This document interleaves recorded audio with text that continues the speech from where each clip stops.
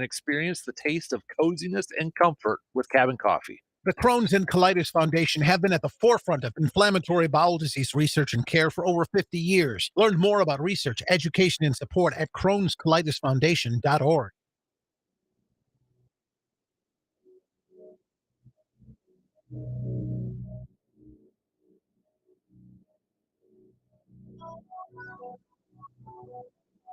Welcome to the Dan Kasper Show. Yes, sir. Yes, sir. A show that features serious, thought-provoking sports talk and insightful sports commentary. You knew it! In other words, it's the show where they all talk a crap load about sports. Let's go for it! Now let's introduce your host, a man who lives and breathes and has a passion for sports. A man who breaks everything down in the sports world and gives you everything you need to know. Plus a bunch of stuff you probably don't need, but you'll still enjoy it. You can't handle the truth! Here is your host, Dan Kasper. Prime time! Prime time!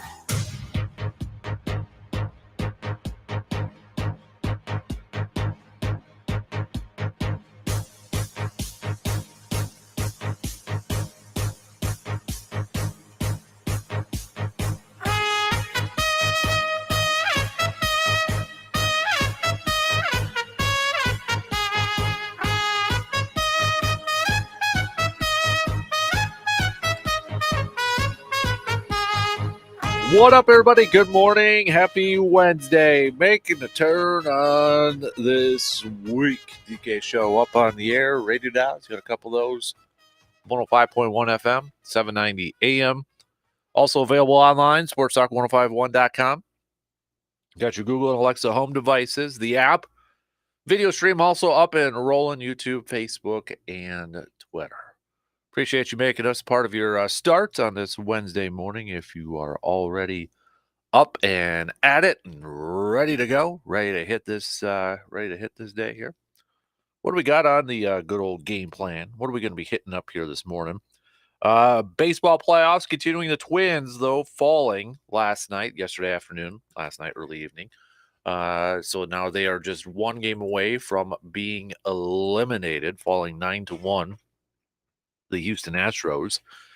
So we'll see if they can extend it and force a game 5. Texas, though, they're awaiting the winner since they swept Baltimore with a 7-1 victory last night. So Texas awaiting the winner between Houston and Minnesota.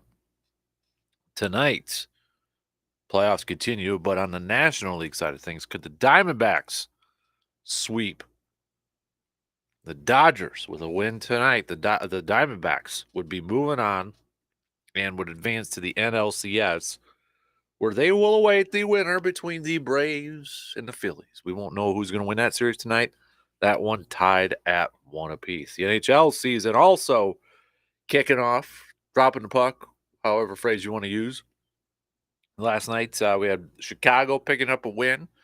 Connor Bedard debuting last night, picking up a win over the Penguins, 4-2. Tampa Bay, 5-3 victory over Nashville. G-Man of mine, Kraken falling to Vegas, 4-1 last night too. So NHL season getting underway. If you want to make some season predictions, maybe if you're a Wild fan, what are your season expectations for your Minnesota Wild this year?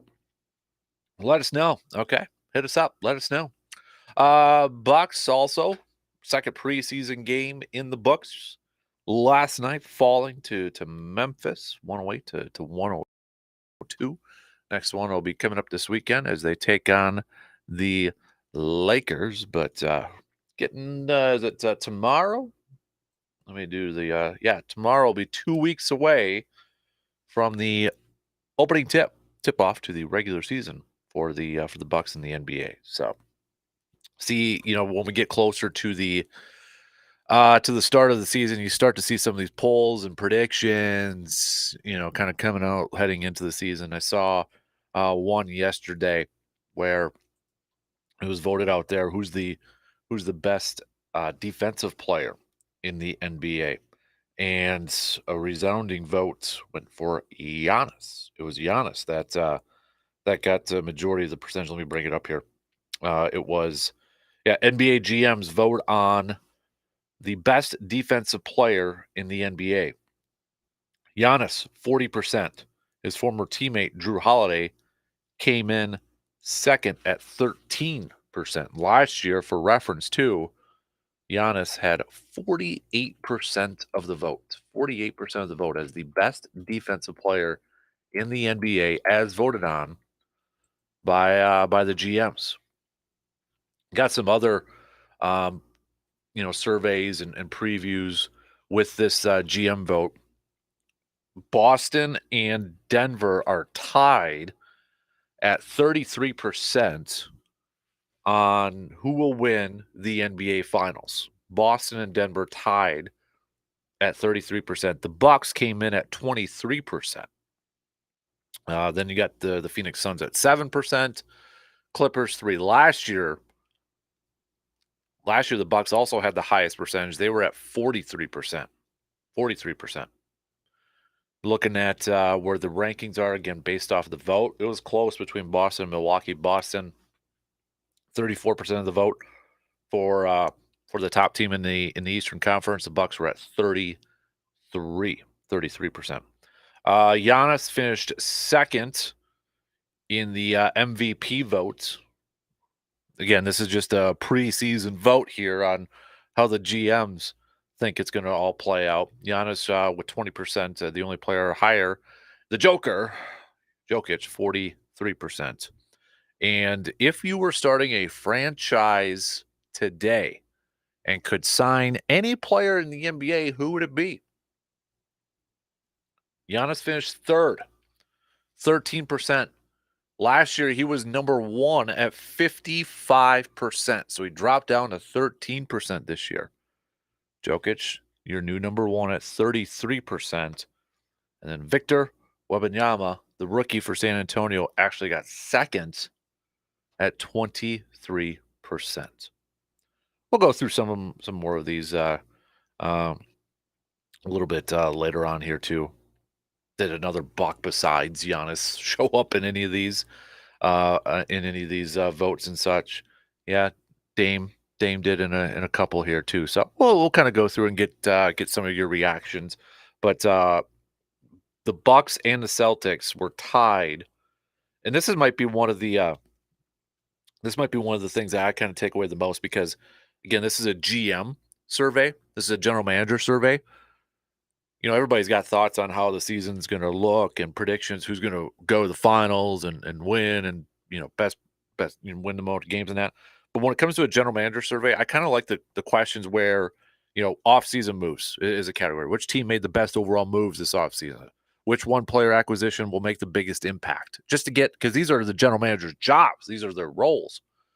So to get some of that perspective, Boston, Milwaukee tied at 23% for the team that made the best overall moves. Portland actually finished third, going with a little bit of a youth movement over there. One player acquisition that will make the biggest impact, not even close. Damian Lillard, Milwaukee, 47%. Drew Holiday finished second with Boston at 13%. Bradley Beal going over to Phoenix at number 3. So we'll hit that up again, as I mentioned, a little bit later on here this morning. It is a Wednesday, so stock reports are due. Whose stock is rising, whose stock is falling? Play along with us. Hit us up. Start hitting us up with some texts on that Shoe Doctors bullpen line, 715-830-1912, 715-830-1912, or hit me up on Twitter at DANKASPER, Facebook.com/Kasper Sports 2, or on the video stream if you would like. We're going to lead off this morning here, though, a little bit. I do want to talk a little green and gold here. So Matt LaFleur talking to the media yesterday afternoon. We'll go over some of his comments on what he had to say, what he's going to be doing during this bye week here. But also, yesterday, if you don't have Twitter or the X or whatever you're calling it these days, whatever the kids are calling it these days, Kurt Benkert former backup quarterback for the Packers. Remember from a couple years ago, Kurt Benkert? He's a fun Twitter follow, by the way. But he had some interesting thoughts about Matt LaFleur. Kind of gave us a little bit of a peek behind the curtain between him and his relationship with Matt LaFleur. Let's just say personality clash between the two. But he also had some thoughts on the current offense being run by Green Bay, by Matt LaFleur, which is a little interesting too because after Kurt was with Green Bay, he actually went to San Francisco and spent some time under Kyle Shanahan, which we know that's who Matt LaFleur worked under for a long time and learned under, right? I thought it was some interesting comments. Now, again, I get it. It's also maybe, a third string practice squad quarterback. Been seeing the phrase disgruntled ex-employee being thrown out there too when it comes to Kurt and such. But I thought it was interesting. So I want to kind of go over that if you did not see that and get your thoughts on it too. So it is the bye week. We're getting ready, hopefully everybody's rested up, healed up, and ready to go against Denver. Denver, worst defense in the entire NFL, 32nd in scoring. Green Bay's offense can't put up some points against that. I think we're in some big time trouble, but we can hit that up. We can hit that up next week for sure. So let's take that first break, and then we'll get things going here on the leadoff. Want to get your thoughts and reactions from some of the comments from Kurt Benkert, a little inside info maybe, and kind of relates a little bit to, I think, a lot of people's frustration with this Packers offense. Got a take on today's topics but can't call in? Then hit us up on Facebook, Twitter, or the text line and let your fingers do the talking. Are you ready to transform your home and give it a fresh new look? Look no further than Carpet City Flooring Center in Eau Claire, your ultimate destination for all your flooring needs. Step into their store and discover a world of possibilities. From soft and luxurious carpet and easy to maintain laminate, they have everything you need to turn your house into a home that you will love. And at Carpet City Flooring Center, they believe that quality shouldn't break the bank.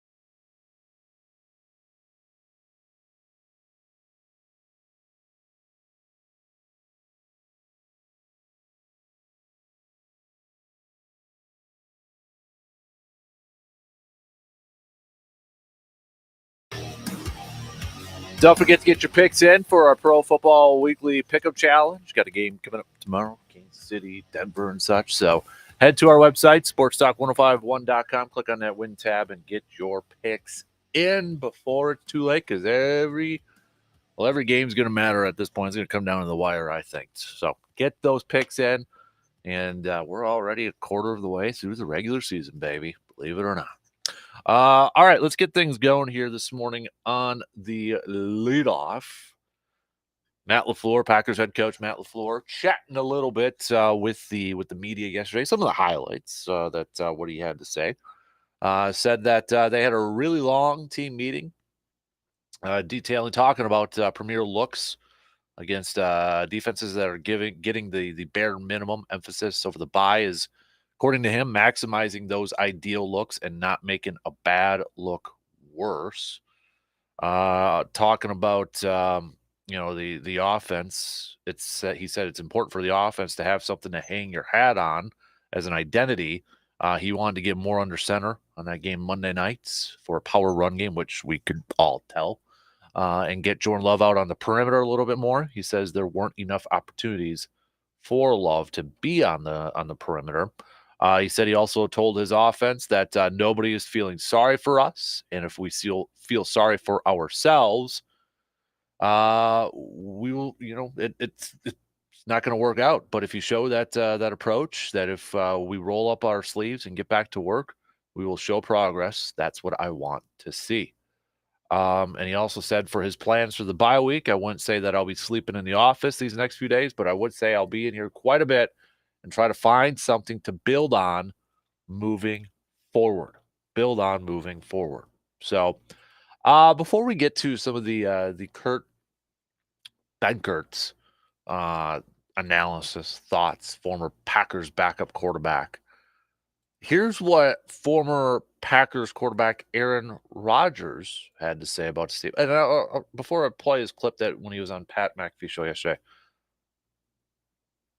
I know he's no longer a part of the team. I'm not gonna sit here and talk Aaron Rodgers all the time, but I do think one, it's interesting to hear his perspective because he was watching the game, his thoughts on the game, and he's got a message for Packers fans. So I think it's kind of cool to still hear him talking about this team, talking about a lot of the players, and at the end he's got a message.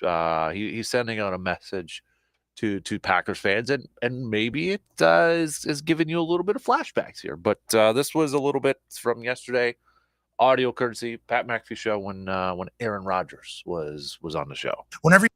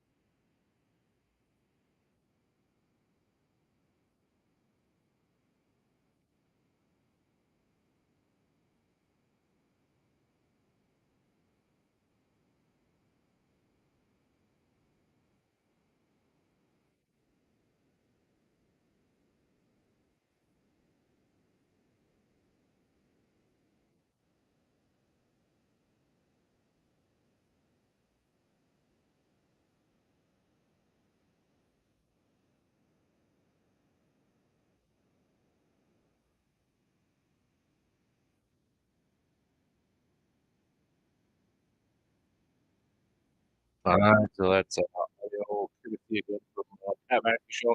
Aaron Rodgers maybe telling Packers fans to little RELAX, perhaps throwing it back there, saying they're going to get it fixed. Just be patient, that sort of stuff there. So yeah, I just thought again for a guy who's no longer on a team, a guy that team shipped him off and traded him, and he didn't want to be there too. We don't need to go down that well hole anymore, but to provide that that kind of those thoughts and still, it sounds like he's still rooting for the guy for Jordan Love. There's not any animosity, between the two and such. So I just thought that was pretty cool. I thought it was kind of interesting to hear from Aaron yesterday. So with that though, let's move over to what so Kurt Benkert, former Packers backup quarterback. He's on Instagram. He's a big, he's you probably know him. He's a big gamer. Loves, was if you remember when he was with Green Bay, big into that. Probably heard, followed along there a little bit and such. He's not in the NFL right now, no longer in the league and such, but does some analysis here and there. Does a lot of online stuff, and he had some interesting comments the other day. Now he obviously watches these Packers games, and he's recording himself or giving his thoughts and all that sort of stuff there too. So he had some thoughts, and honestly, I did not know this until yesterday when I was kind of deep in or going through everything. But he tweeted that I've gotten a lot of questions about my opinion / experience with Matt LaFleur, and I will be very transparent on my comments of us, quote, butting heads. I'll start by giving my honest opinions about the scheme. It's outdated, and there is a better way to play offense right now. I'm not going to go into a full detail, but I talk about this stuff all the time on my reviews. On a personal level, outside of football, our personalities couldn't have been more opposite. And when you spend countless hours with someone in a meeting room, you grow to know them. My personality meshed really well with some of the other coaches and not so much with his. Those coaches left, and I was released soon after. Have you ever had a boss that you don't vibe with? Same thing. It is what it is, and people move on. Add to this, when you are in a quarterback room, regardless of position on the roster, you're expected to contribute and speak up, especially a room with Aaron Rodgers. If you think keeping your opinion to yourself was an option on scheme, play design, matchups, etc., good luck with that. So over a year of giving my point of view on how I see the game, offense, mixed in with the fact that I was doing a lot of the in-gaming / media space while being a player, it was clear that it wasn't liked so much. So regardless of how well I felt I was playing, it didn't really matter.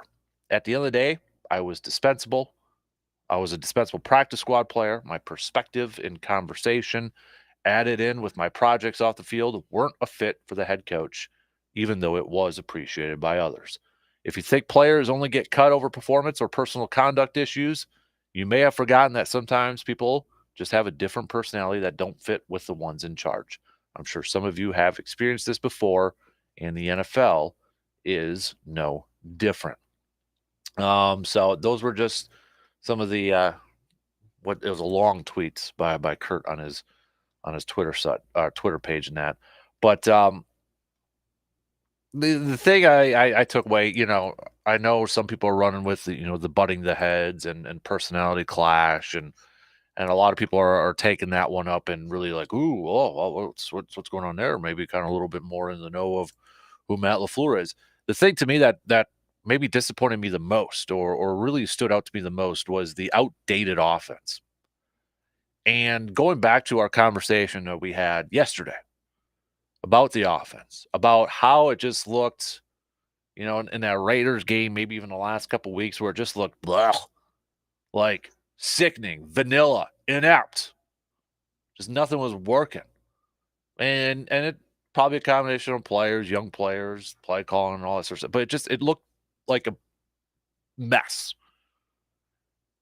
And to me, and again, it's not a fair comparison. It's not, but it's just I keep going back to this. It's like, but you look at the 49ers, you look at the Dolphins. I mean, these are guys that coached together, grew up together. The Rams were crying out loud, are putting up points this year, and it's like, why can't Green Bay do this? It's like Green Bay is the outlier with those other three, but they're all part of the same system. So what the heck's going on? And then you hear Kurt Benkert talk about it's outdated.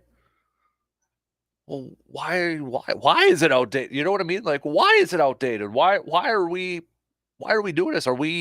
Is Matty LaFleur like going outside of what we all were hoping for, or what we thought we were going to see this year? Like at the beginning of the year, I was excited, intrigued to see this style of offense, the quote Matt LaFleur style of offense, because I had it in my mind. I think a lot of you had it in your minds. Like, okay, we're going to see an offense that's going to scheme guys open. It's going to, it's going to be a little different. It's going to be exciting, and it's going to have its ups and downs, no doubt about it. It's going to have its ups and downs, but it's going to be different. And right now, it just looks like just yuck. And now you got a guy that spent some time in the system a couple years ago, and a guy watching it, it's like, ooh, outdated, man. But then you got Aaron Rodgers going out there saying, Packers fans, relax. They're going to figure it out. They're going to get it. So I, kind of all over the board. But that's what happens when your team is like losing and in a funk, and nothing's going really well. So you've got things coming out of all the woodwork, coming over here, shots coming there, speculation here, and analysis here. So that's what happens when you're losing and things aren't looking great. You got this all coming out, and I'm not trying to downplay Kurt Benkert's things. I'm not. I'm really not, because that guy knows more than me. He knows more than anybody else out there, right? Or more than a lot of us right now listening. But the thing that really stood out to me was the outdated stuff there. I'm like, because that almost like, for me, it almost like confirmed my thoughts on the offense. Like it looks inept. It looks bad. And I think a big reason, again, is, what LaFleur said yesterday. They got to find an identity. And I think a lot of that is Aaron Jones. Aaron Jones is kind of like the catalyst to this offense. He's the straw that stirs the drink right now. And not having him in there is really affecting it. But then I still kind of go to the coaching aspect, like, adapt to it. You got to adapt. As a play caller, as a head coach, you got to adapt to adversity. Got to adapt to those situations. I look at like the Dolphins team too, and obviously we know about their offense, their explosion on offense. We know about their receivers and Tyreek Hill and Jalen Waddle. Speed. It's like Mickey and Rocky 2, where he's having Rocky chase the chicken. Got to have speed. Speed is what we need. Greasy, fast speed. That's kind of Mike McDaniel's approach with his offense, with his wide receivers. They're number one in passing. But you know what? They're also number one in running the football, rushing yards. And can the average fan name their running backs, their top two running backs? Some of us can, right? Can the average? No. I mean, that's why you kept hearing Jonathan Taylor rumors at the beginning of the year. And it also helps out the running game too, because, opposing defenses, well, I mean, you can't stack the box because you're keeping extra guys in coverage, because you're going to get blown out of the water by guys like Tyreek Hill and Jalen Waddle because of their speed.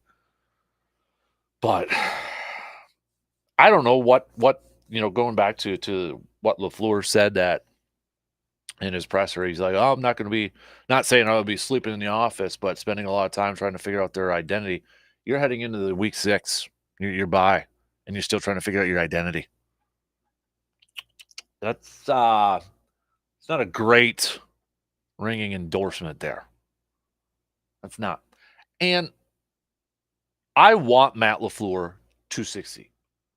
I know there's fans calling for firings of LaFleur, firings of Joe Barry and all that. I want those guys to succeed. You should want those guys to succeed. Whether you think they're going to succeed or not, that's different. But I don't want to root for coaches to get fired because that means your team stinks. It means your team stinks and they're losing games. You don't want to root for your coaches to get fired. I want them to succeed. I want Matt LaFleur to be a really good to be a really great head coach, to be a really good play caller, putting up some points and racking up some yardages and all that. I want Joe Barry to be coordinating a top flight defense. I want these coaches to succeed. I don't want to cheer for them to get fired because that means your team stinks. And right now, I mean, for some people, it's like, yeah, our team already stinks, so let's cheer for them getting fired, and maybe they'll turn things around. That's your prerogative. But I hate being in that situation of like where we're like speculating whether should these coaches be fired or not. Because when you're having that discussion, it means things aren't working. I don't want to be having that. I don't want to be sitting here second guessing LaFleur or second guessing Joe Barry. I mean, things aren't going that great. And there's a lot of question marks on there. I don't want that. You know what I mean? I don't want to be having that. But we are at some points. More times than not lately. I don't know what he's going to be able to figure out in this bye week. I don't know what that identity is going to be. Whether, something that's going to be different. Beginning of the year to what he finds something in week 6, we'll see. But I think too, we just and there's going to be some fans that don't like to hear this, but maybe we gotta be patient.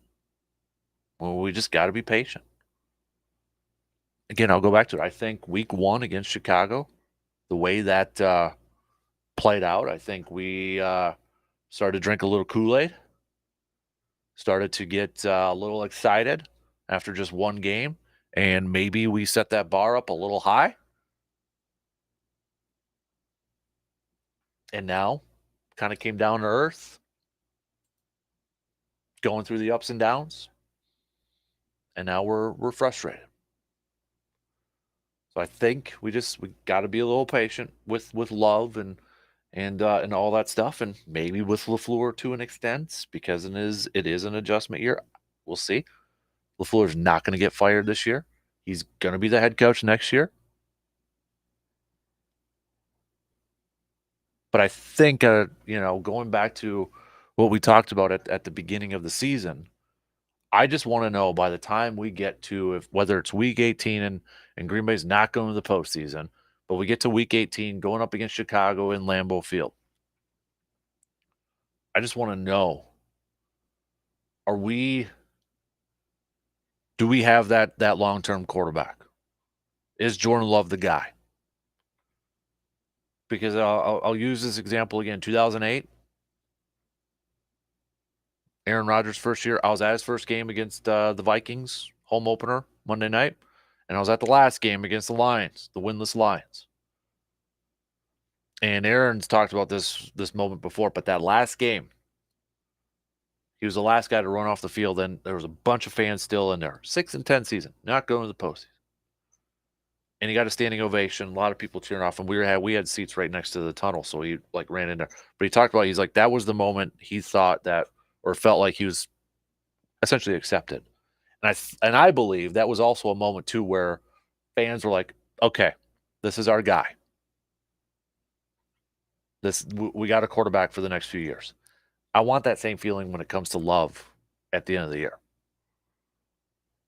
I want that same feeling. And we still got plenty of time to see if we are going to get that feeling. We got to take a quick break. Already going to be wrapping up the first hour here this morning. We'll be back in just a few minutes.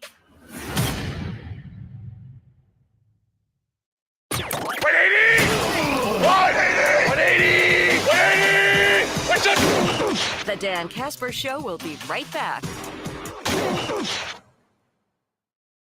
Life can be a real pain, but you know what? It doesn't have to be. That is, if you visit Shepke Chiropractic. At Shepke Chiropractic, they're dedicated to helping you achieve a pain-free, healthy life. Dr. Logan understands that each person is unique and will tailor their care to meet your specific needs. Shepke Chiropractic's goal is to work with each patient to achieve their goals and perform to their fullest potential in the capacity that their life requires. They offer in-depth assessment and a thorough caring approach to correcting your body, mind, and soul. So let me ask you two simple questions. Are you tired of living with pain and discomfort? Are you ready to take control of your health and well-being? Don't let pain hold you back any longer. Make your appointment with Shepke Chiropractic at one of their 2 locations today. Just visit ShepkeChiropractic.com to learn more and to book your appointment. Your journey to a healthier and more fulfilling life starts here at Shepke Chiropractic. Make your appointment today at Shepke Chiropractic.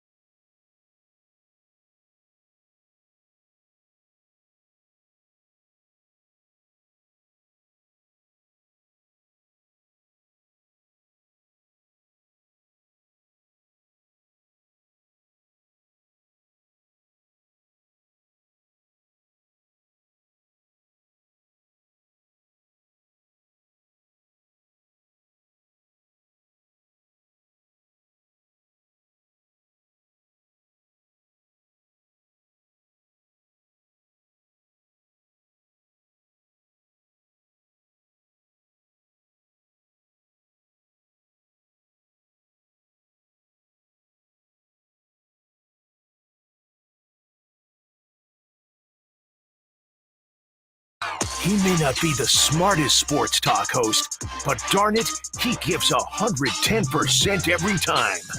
Now here's your host, Dan Kasper.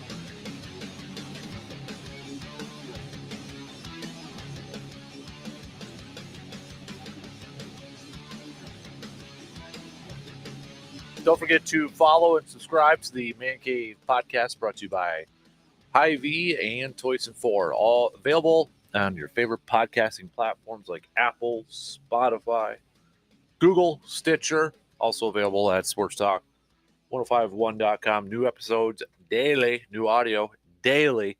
And we've got that keyword, key phrase thing going on here too. So when you're listening to an episode of the pod, make sure you're listening to that keyword over there. And once you get it, just head to sportstalk1051.com and enter it.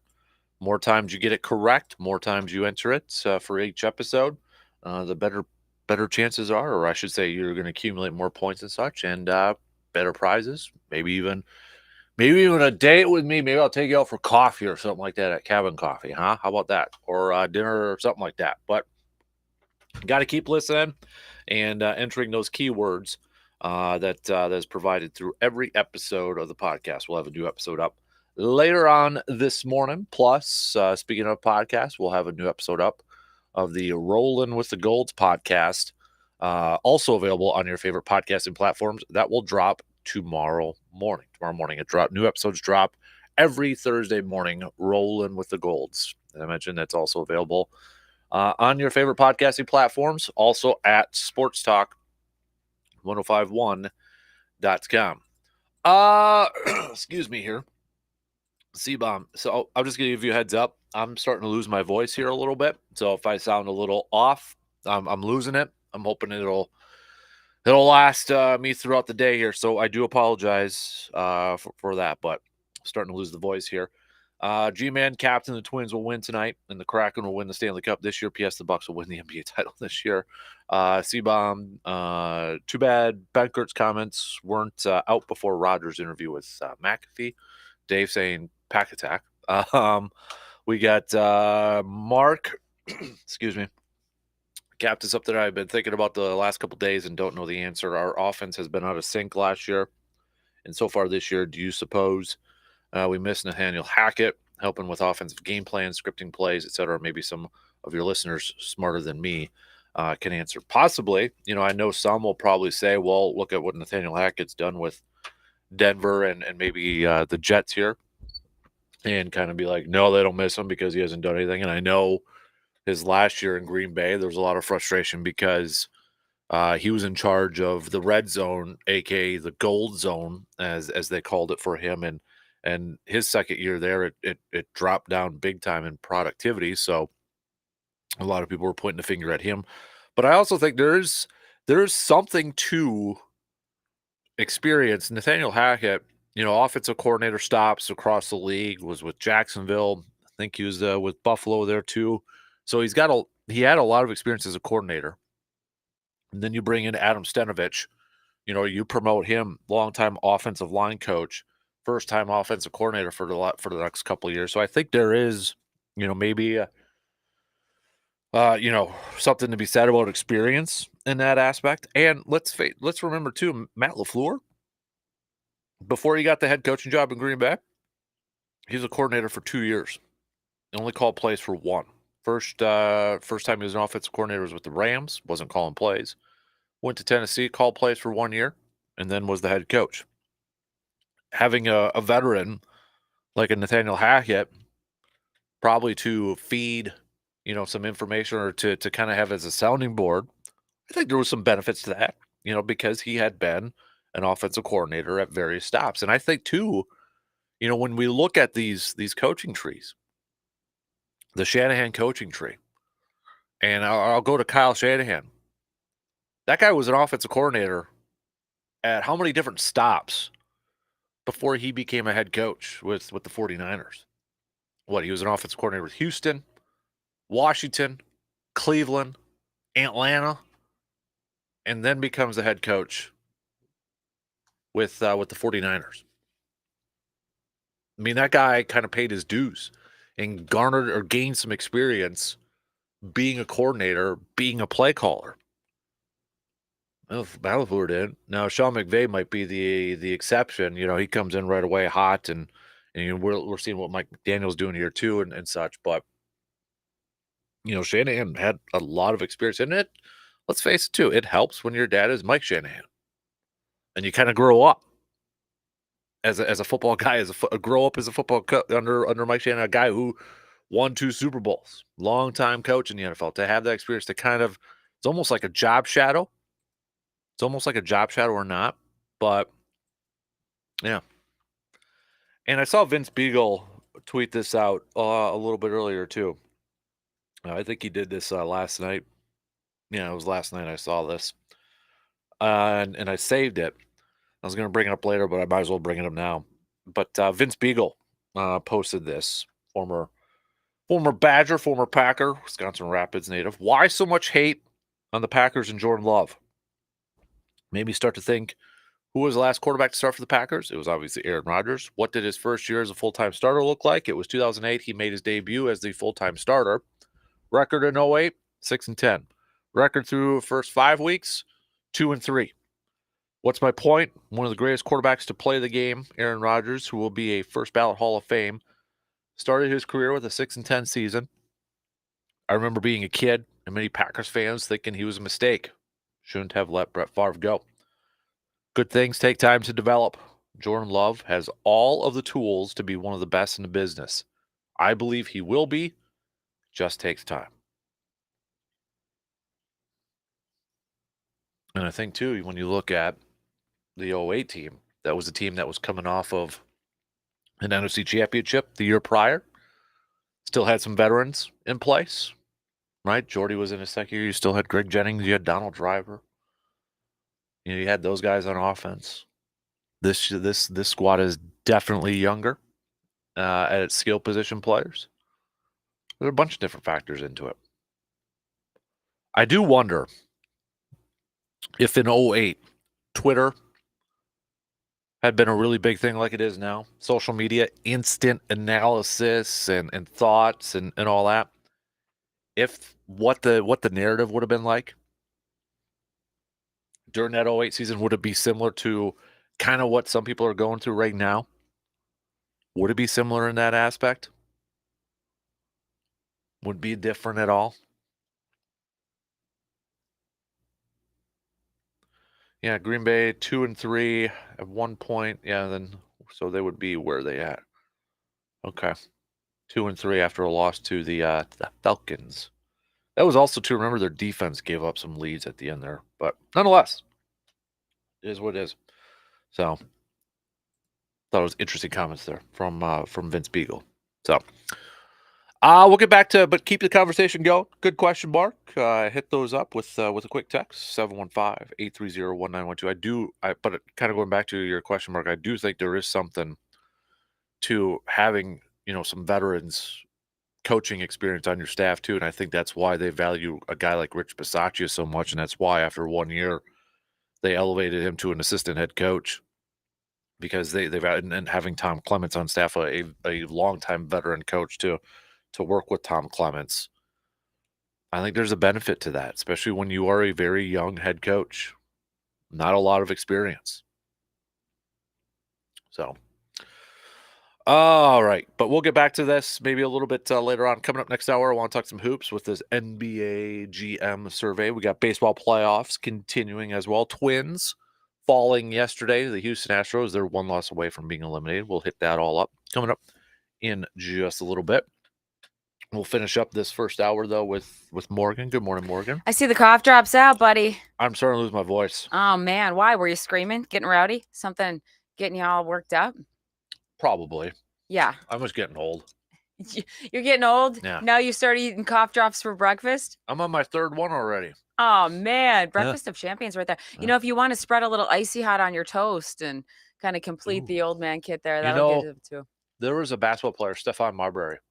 Mm-hmm. Eat Vaseline. What? Eat it? Yeah, he would. There's Vicks or Vaseline? Vaseline. Why? What was the reason? So everything was smooth There in his are Gillard better and all that ways. stuff. There Yeah, are better ways. stuff. Yeah, there's you can see videos he 2 fingers at. Yeah. Oh, wow. See, Vaseline. that to me is like taking a shot of cod liver oil or something. There are better ways to smooth things out. I think it was. Stephon Marbury, Vaseline. Really? Yep. Well, there you go. Put that on toast then if you're going to Yeah. start eating your old breakfast like that. Yuck. Did you have a favorite cereal as a kid? Speaking of breakfast, before we started going coffee and cough drops. Not really. No? I went in waves. Okay, so Siggy's on a cereal kick, my daughter, and I recently was sent on a mission to get cereal. Holy man, is that a whole experience in a world? There was an entire aisle devoted to cereal, things I've never even heard of. Yeah. And 17 different varieties of Cheerios. Like, wow, we've come a long way Yeah. in the cereal world. Yeah, since we've then. got like 7 different kinds in the pantry, and Hudson hasn't finished one of them. No. It's always like they just want a couple bowls out of Yep, each one. yep. We got the Wednesday wild card, though. So while you suck down on your coffee drops and feel old, we're going to have you dive in to the deck of random questions. Casper, you got to answer this. Ha! Apropos. What makes you angrier than it should? What makes me ain't people? Well, what is that great quote? Hell is other people. Yeah. I mean, that seems to ring more and more true Yeah. as time goes on. What makes me angry? You know what? I'm about to find out. And this is really it's my issue. It's my problem, obviously. Mhm. But when somebody gets into like they clear their throat like constantly, Oh, just cough and get it out. yeah, okay. You know what? I will piggyback onto that.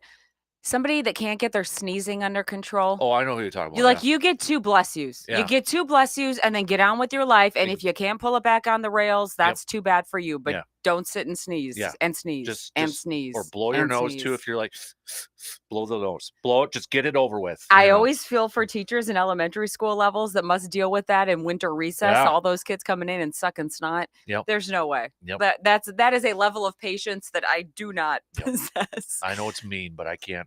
You get a couple. It's and mean, but it's not. Like, I Yeah. grew up with a sister that had allergies, and I love her and everything. And in fact, it's her birthday today. If she sneezes more than 5 times in a row around me, I'll throw her out of the car. I can't do it. No, get it under control, or you hold that in. Nobody's here to bless you for the rest of the hour. All right, one mistake that you keep repeating. One mistake that I keep repeating. I don't know. Well, I'm sure there's a lot. I just can't think of it off the top of my head. Let's spin it sports then. What's one mistake that you keep seeing the Packers repeat that you're getting sick of seeing? Anything? Dropping footballs. Oh, yeah, I can't do that. The footballs are for catching, holding on Yeah. to, ideally running into the end zone. Yeah. Yeah. Yeah. So you think the dropping balls thing is probably the biggest problem that the Packers are tripping up over right now? I think so off the top of my head. Yeah. Okay. Yeah. I'll go with that one. I'll let them know. All right. Try Thanks, to take Mark. care of your voice. Yeah. Thanks. 1 and 2 more to go. WAYY Eau Claire, W286CK Eau Claire, Sports Talk 105.1 and 790 AM.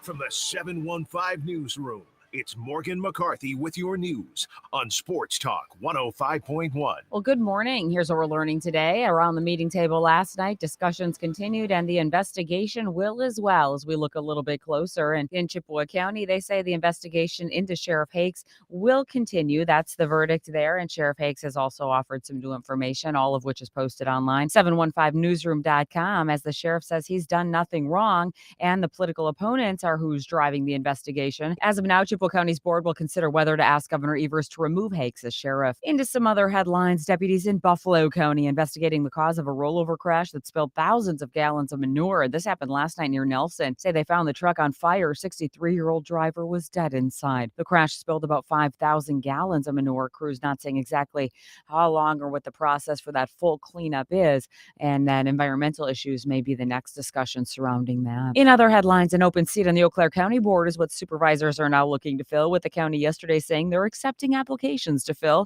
the term of former supervisor Judy Gatlin, when that'll run till the middle of April next year. The district is made up of the town of Washington and parts in the city of Eau Claire. So if you're interested and you want to be appointed to the board, you need to have that application to the county by Friday, October 27th. We have a link online. You want to look a little bit closer when you have some time. Easy click at 715newsroom.com. Well, hello, my name is. It's not UW System anymore. And in fact, that change comes with Jay Rothman announcing that there'll be a new name when it comes to the whole group of schools that we know. They're rebranding as Universities of Wisconsin. And President Jay Rothman went on to say that that change will highlight pretty much what the campuses provide across our state. And we think our new name, our new identity, best reflects the collective role our 13 public universities play in the economic and social fabric of Wisconsin. We are the Universities of Wisconsin.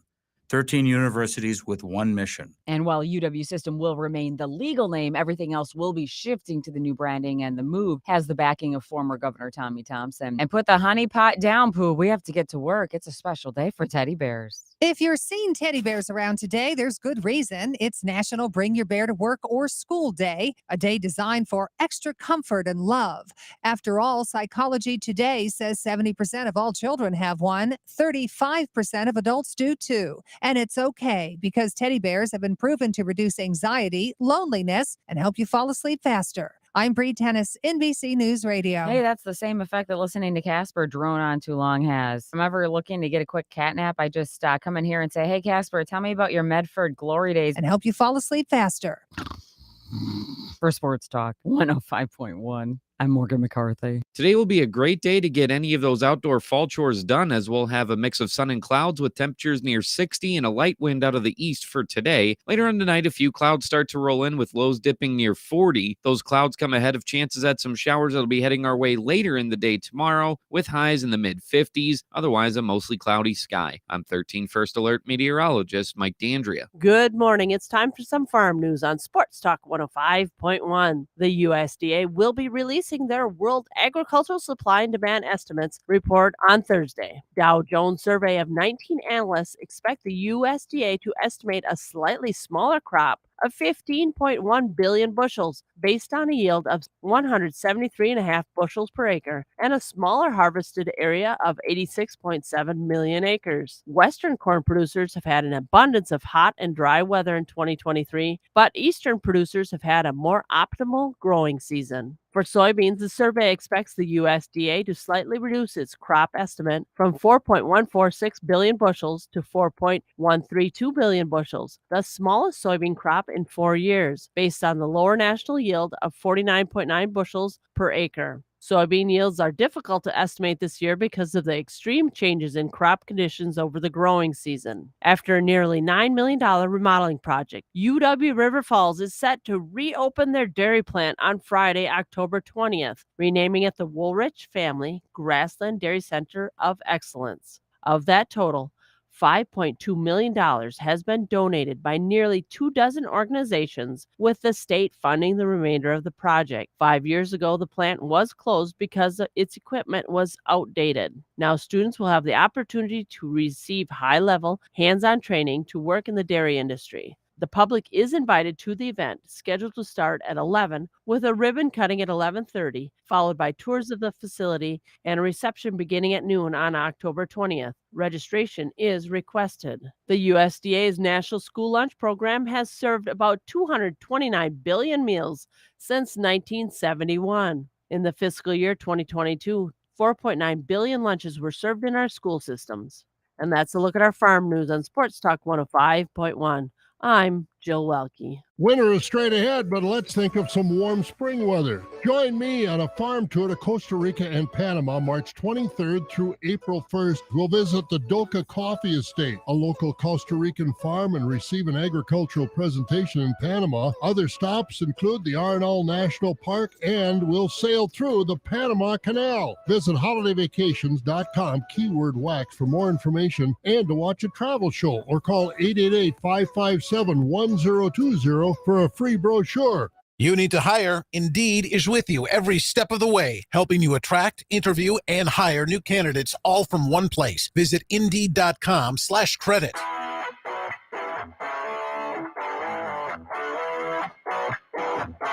Crank it up.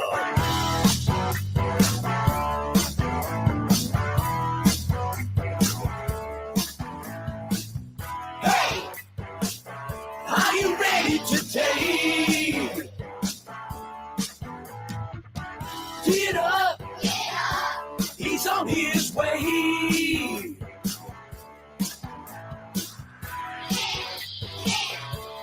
He's our man. The man, the myth, the legend. That's Dan. And now, the Dan Kasper Show. Second hour kicking off this morning. Appreciate you tuning in. wherever, however you may be tuning in from on this Wednesday morning, making the turn. We got stock reports that are going to be due next hour. So if you want to play along with us and tell us whose stock is rising, whose stock is falling, holy moly, something just kicked on some machine. I think we're probably going to blow up over here. So if you hear that, I apologize in the background there. So, do you hear that, Luke? Yes. What is that? Probably our 1950s like cooling and heating system or something. Yeah, they actually installed the HVAC system 30 years before they built the building. They just built the building around it. Holy moly! Which I think also we're going to blow up. Which also might explain why we've had that pool of rotting water in one of our studios for the last 2 weeks. Oh, I don't know what studio is that. Oh, hey, just shut off. Okay, yeah. Does that mean we're okay now, or is this like the prelude to something really bad? I don't know. The B studio was for those who don't know. Prod B. Oh, okay. I did not know that. I think stuff might be growing in there. Sick. Yeah. All right. Yeah. By the way, that's the new part of the building. Yeah, that's true. If we get out of this alive by 9 o'clock, folks, it's a good day. Yep. Oh boy. All right. Yeah. Well, let's kick off this hour. Let's at least get some sports nuggets of the day in.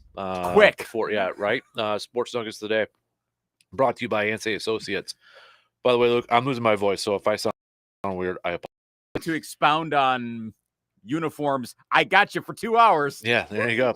1924, the Boston Bruins and the Montreal Maroons were granted NHL franchises. Let's go 1925. The New York Giants played their first NFL game. The Giants lost 14-0 to Providence. 1975, New York Islander Brian Trotter got his first hat trick. Well, congrats, Brian. Let's go with 1980. The Dallas Mavericks won their first game at Reunion Arena when they beat San Antonio. Mario Lemieux in 1984 made his debut in the NHL against the Boston Bruins. He scored a goal on his first shot on his first NHL shift. 1998, Steve Young became the 20th player in NFL history to throw for 30,000 yards. 2004, the Houston Astros won a postseason series for the first time in their 43-year history. They defeated the Atlanta Braves 12-3 in Game 5. The Astros had lost 7 playoff series previously. 2006. Oh, remember this? New York Yankee Corey Little and his flight instructor were killed when Little's plane crashed into a high-rise apartment building. I remember that, 2006. Vaguely, yeah. Vaguely. Those are some of your sports nuggets of the day, brought to you by Yancey Associates. All right. NHL kicked off last night. Who's your prediction here, Lucas? Now, I know you touched on it a little bit. What is your prediction for do you think the Wild make the postseason this year? I think so. I'm hoping to talk to Anthony LaPanta in the next few days from Valley Sports North to do a preview. And of course, he knows the team a little bit better, being the play-by-play guy. So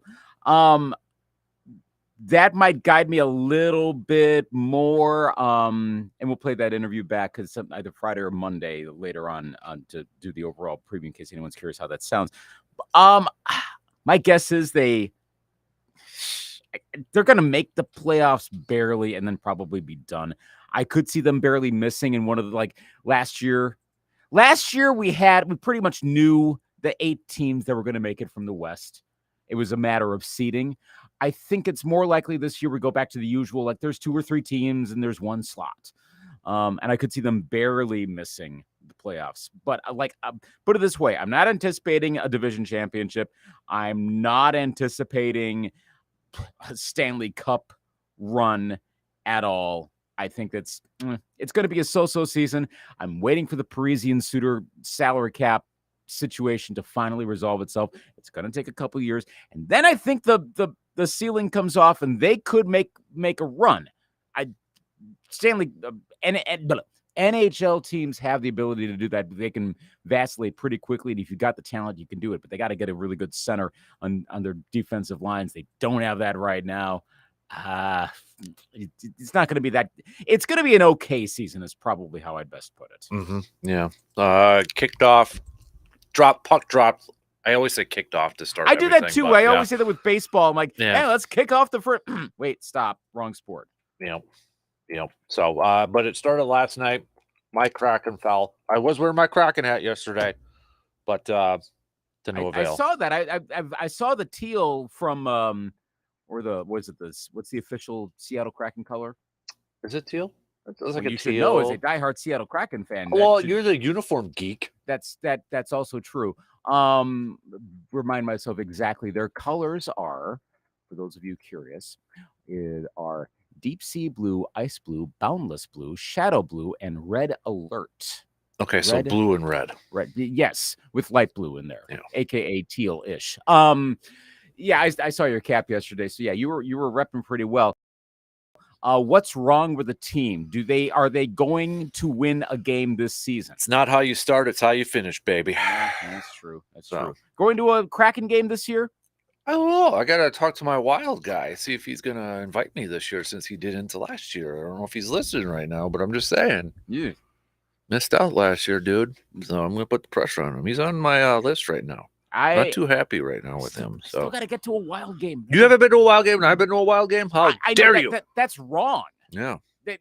No offense, but that's wrong. Mhm. Like, I mean, hello, I've been following hockey since the late 80s, early 90s. Still haven't been to a game. Honestly, the pricing's part of it. Like, I always go for like the cheaper. There are no cheaper tickets for Wild games, which is good because that means that the fans are showing up. I will say, though, the one guy to really watch in this team in a positive way, besides, of course, Kirill Kaprizov doing Kirill Kaprizov things, Philip Gustafsson, goalie, could be in line for the Vezina Trophy come spring. I think Marc-Andre Fleury's time is about done. Probably as a goalie is about done in the league overall. Philip Gustafsson was playing well towards the end of last season.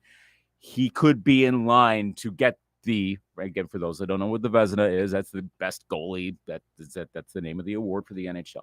He could be in line for that come spring, regardless of if the Wild make the playoffs. I mean, unless he's really poor and they're not making the playoffs because of that, but I doubt it. We know goalies can vacillate a lot, but Philip Gustafsson, keep that name in mind, as maybe could potentially even be a bigger star than Kaprizov, at least in terms of value to the Wild this season. Mm-hmm. All right, there you go. So, quick text before we got to take a quick break here, and then I want to talk a little hoops, go over this NBA GM survey over here. Drew from Eau Claire with the text a little bit earlier. Not sure if it's true or not, but I saw a graphic yesterday saying that both Favre and Rodgers' first season started off 2-3. The calls to blow up coaching staff and start over are at least a season too early, but more like 2 seasons. We have a rookie offense, and you can't blame coaching staff when we are still showing promise. If we go 3-14 twice in a row, that's a problem. Drew from Eau Claire. All right, let's take a quick break, and we're going to switch gears here. Actually, let's talk a little baseball first before we get to the NBA, because your Twins are 1 game away from being eliminated, but still further than what the Brewers did. Also, speaking of the Brewers, Matt Arnold did his season recap press conference yesterday. What did he have to say? What did he have to say about the future of Craig Counsell? Do we have any updates? We'll tell you coming up in just a couple minutes.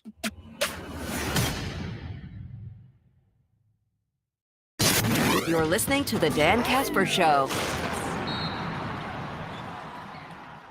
Shoppers, listen up. Are you ready to save big on all your grocery needs? Why wouldn't you? Well, then head on down to Hy-Vee in Eau Claire, where the deals are sizzling hot. Hy-Vee has the fresh produce, top quality meats, pantry staples, and all your favorite brands under one roof. And don't forget about their amazing in-store bakery and deli. Need a quick bite to eat? Hy-Vee in Eau Claire has many different options to choose from at their food court as well. So go ahead and visit Hy-Vee in Eau Claire, your one-stop shop for savings, quality, and convenience. You want to feel important. You want to be part of something bigger, something that matters and can help change things. You want to feel like you belong. We know. We felt that way too. And that's why we did something about it. We aren't just Army National Guard soldiers. We are normal people just like you. But our part-time service in the Army National Guard means we get to be more. When our communities are in need, we get the chance to stand up and do something about it. We get to serve in our own region and help the people we call neighbors. From the lake shores of Ohio, Michigan, Wisconsin, and Minnesota, the fertile fields of Indiana, Illinois, and Iowa, to the wide open plains of North and South Dakota, we are here for our hometowns. And together, we can make a difference. Take on your legacy. Visit NationalGuard.com to find out more. Sponsored by the Wisconsin Army National Guard. Aired by the Wisconsin Broadcasters Association and this station. With fall appliance savings at the Home Depot, we have laundry appliances that just fit. They'll fit your space, fit your needs, and they'll fit your budget too. Like a new LG laundry set that features a mega capacity washer to help you do more laundry in less time, and sensor dry technology to make sure nothing comes out damp or over dried.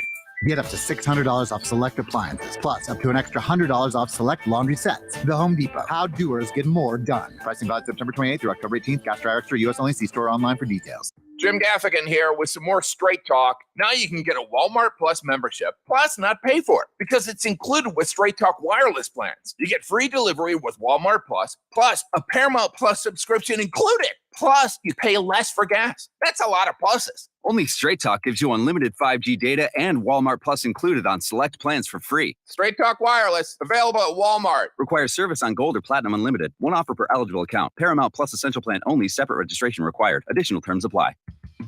Are you ready to start a meaningful career in healthcare? Are you looking for a job that fits your work-life balance? Become a certified direct care professional today and make life better for older adults or people with a disability. WIS Caregiver Careers makes it easy with free online training plus earn a $500 bonus. See your name on Wisconsin's Certified Direct Care Registry. Sign up today at wiscaregivercdcp.com. Sponsored by the Wisconsin Department of Health Services. Keep your feet warm and dry this winter with the Shoe Doctor in Eau Claire. Only the Shoe Doctor has over 4,500 styles of footwear and personalized fitting for everyone in your family. It's backed by the Shoe Doctor's exclusive 30-day comfort guarantee, so you know you'll walk away happy. The selection, brands, sizes, widths, service, and prices that fit just right. Come see for yourself at the Shoe Doctor. Easy to find. 2321 Claremont near Fairfax in Eau Claire. Today's job market is full of demand for skilled trade workers. Electricians, welders, mechanics, these and other trades are the backbone of every community. They're also a huge part in making sure the Army National Guard is always fulfilling its mission of service to our country and communities. Soldiers train to keep the power flowing, engines running, and supplies moving. The skilled trades these soldiers perform are the same ones needed in today's civilian workforce. Army National Guard soldiers are on the fast track to learning skills that can set them up for success at home with companies looking to hire the best. With options from plumber to helicopter mechanic and everything in between, soldiers are able to select the trades that best fit their lives. Their resumes are being built through their paid training and part-time service. Find out how you too can learn a trade profession and serve your community and country by visiting NationalGuard.com. Sponsored by the Wisconsin Army National Guard. Aired by the Wisconsin Broadcasters Association and this station. More than the scores. More than the news. It's Sports Out the Squeaker. The Dan Kasper Show.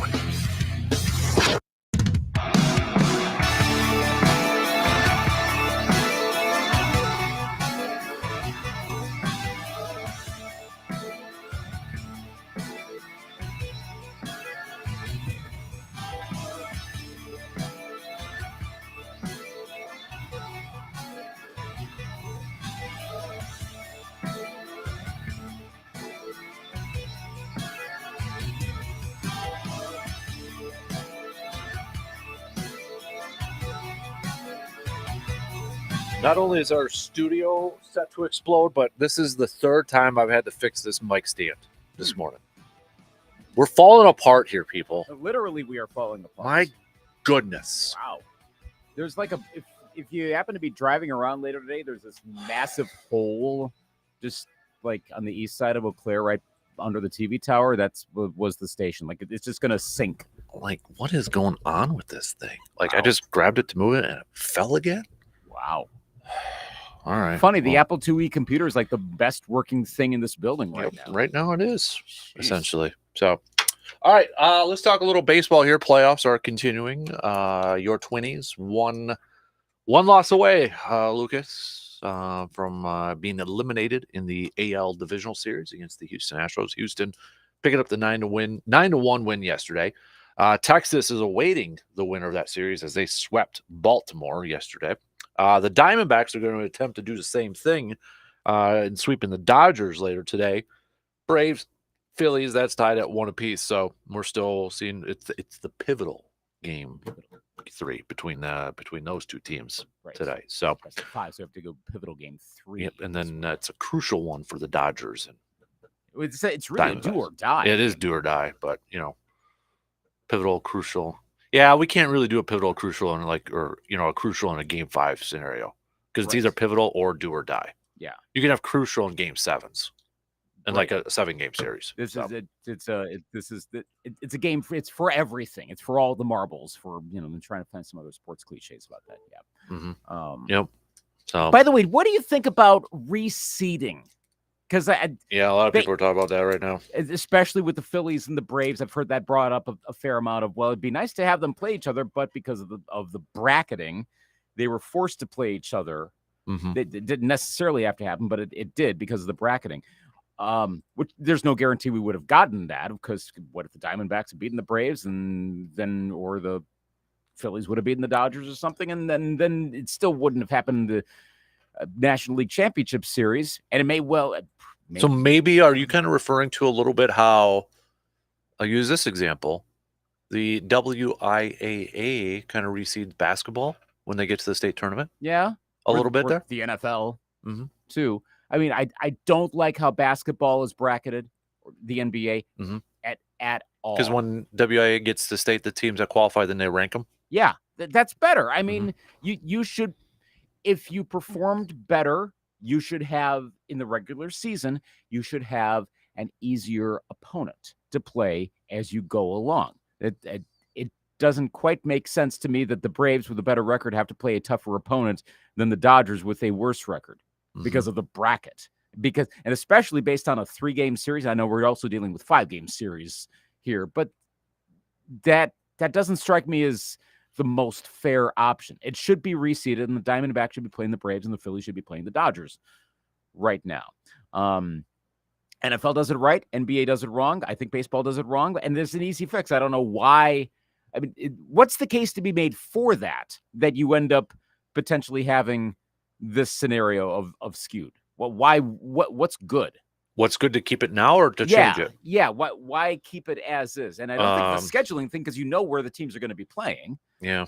I don't know, because when it first started, it looked like crap. We're going to have Tampa Bay and Baltimore play each other, and that never happened anyways. But those were the two teams with the most wins in the American League, and they weren't even going to face each other in the ALCS. Right. That people assume. So I don't know, because then you end up with like the basketball oddities of like an 8 seed playing a 4. I'm going to get my numbers wrong, but we know how you end up with these odd paths. Right. You should have an easier time if you have a better regular season record. You earned that.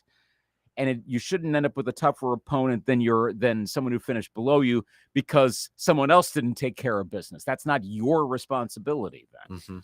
So yeah, I think it should be reseeded. I don't know how much that's going to come up, though. The whole Phillies Braves thing might bring that a bit to a head. Yeah. Was it a couple years ago? There was that talk out there that, hey, could the top seeds actually pick who they want to play? Remember that? I like that. It would add a little drama to it, that part, but then it's that yeah. But that would be like storylines. You know what I mean? Like as soon as so and so would have picked so and so, chip on shoulder, locker room, posted that up. Oh yeah, that's motivating right there. It would have been the drama aspect of that. Yeah, I guess to a certain degree it would have happened, but then like some of that can get wiped away pretty fast. Though we could end up with some pretty interesting scenarios depending on how everything breaks out. If the Astros do beat the Twins, that Astros-Rangers rivalry is actually pretty good. Yeah. And we could end up with that of in fact, I was thinking through all the teams that were in the American League. I think that's probably the best drama potential matchup of all 6 teams, and it just so happens that we're in a pretty good position. We'll see them. I kind of want, if I had to pick just as a non-rooting interest based off the teams that are left, the most appealing World Series for me, I almost feel like it would be Texas and Atlanta. Offense, offense, offense. Yeah. A lot of offense. A lot. Oh my gosh. Yes. Mm-hmm. Give me some runs. Yeah. I'm just thinking through the other possibilities. I mean, Philadelphia could potentially hit a lot of home runs. Problem is they also can strike out a lot. So yeah. And the Braves pitching isn't quite as good as it used to be. Mm-hmm. Of course, that's the thing. I'm not sure if they can get through this series. There's been this talk that the Braves pitching's been trending down, and well, now we're seeing it. I'm impressed that they managed to get through game 2. I would be slightly bummed out for the Twins if they don't get to like the ALCS or even the World Series, because I think the path is actually a little open for them to go on a run. I don't think they'd be the favorite in any of their remaining series. Well, maybe against Texas, maybe because they played Texas well, but that's also because I think they got Texas at the right time during the regular season. I think they could actually do it. I don't think they're going to get out of this particular series, but they could go on a bit of a run, and they've got the home run potential as well. I mean, what's Royce Lewis going to do? What's Carlos Correa going to do? There are some pretty tasty matchups still floating out there. And even the Diamondbacks, hey, there you go. That team that comes out of quote unquote nowhere. Yeah. Here we go. Though I heard an analogy the other day. I think it was on the Baseball Tonight pod that their comp is the 2015 Cubs. Team that's better earlier than we thought, but was trending up. This isn't like if the Rockies went on a run this year. Like, what? How does I think the Diamondbacks are going to be around for a little while. They're going to be a semi-regular playoff team, and they may Carroll's legit as a young hitter over there. Yeah. Yes. They've got a few more things to work out. They could be like, it's too early to say with Baltimore because we're only 2 years into seeing them as a good team. But I don't think the Diamondbacks are a fluke. This could be the beginning of a few-year run, maybe 2 or 3, maybe longer if everything breaks up. But you're right with Corbin Carroll. Love to see him on a bigger stage. If they make it to the World Series, Corbin Carroll is going to become, he's a star in baseball circles. He may break out from that even further. Mm-hmm. I agree. So Brewers-wise, a off-season of a lot of speculation, unknowns. Uncertainty, that's the best word to say. Brewers general manager Matt Arnold chatted with the media yesterday, season-ending presser. Obviously, the big question is Craig Counsell. Or any updates, any status updates? No, nothing right now. He did say, I'm excited about having those conversations with him and looking forward to hopefully having some news for you guys soon, if possible. Either way, we're going to be prepared to have a manager next year. I'd hope so. But cool. I want to keep every line open for communication here as much as we can because he's our top choice here for sure. I want to respect Craig.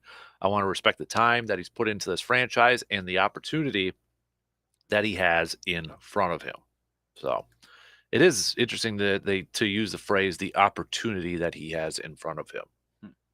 So take that for what it's worth. But I still feel like it's Milwaukee in some fashion or nowhere. Yeah. Jeff Passan was saying with as he said, it's not a quote, but he basically said this is an uneducated guess. He thinks he stays in Milwaukee. Mm-hmm. I wouldn't have seen him going to the Mets up until recently, and now I can kind of see it. I don't think that happens. Well, okay, and back to the pod, but it was part of that discussion with Jeff Passan. Buster Olney said that if he stays, he's going to be paid a lot of money, and he's rightfully so. Yes, he's going to be potentially the strongest manager in terms of influence outside of, say, Alex Cora with the Red Sox. A guy who basically could transition to general manager if he wanted to. Would that okay, well, assess that if Craig Counsell stays and if part of the deal is, okay, you're basically a co-GM at this point. You are, in effect, the most untouchable guy in the organization, which kind of makes sense. I would, if you had to power rank everyone in the Brewers organization right now, I'm putting Craig Counsell number one, and I think I would have done that for the past several years anyway. But he actually would be to that point where they would say, "All right, Matt, what do you say?" It's going to have to. He's sync number with two. In effect, No, yeah. he's the number two untouchable. Oh, right, yes. Euchre's number one. Oh, okay. Well, yes, there is also that. There is that. By the way, did you see, maybe it was one of my Facebook friends, so maybe you didn't see it, but someone recorded the final out? Yeah, I saw it on Twitter. Okay, that's where it was. Yeah. Where it's like that silver radio? Yep, that was on Twitter. Okay, you did see that. I mean, I did. Yeah, I know. It's possible any year right now. It would have been nice if someone had caught like the last out of every single Brewers season, going back to when Euchre started, and maybe it's on.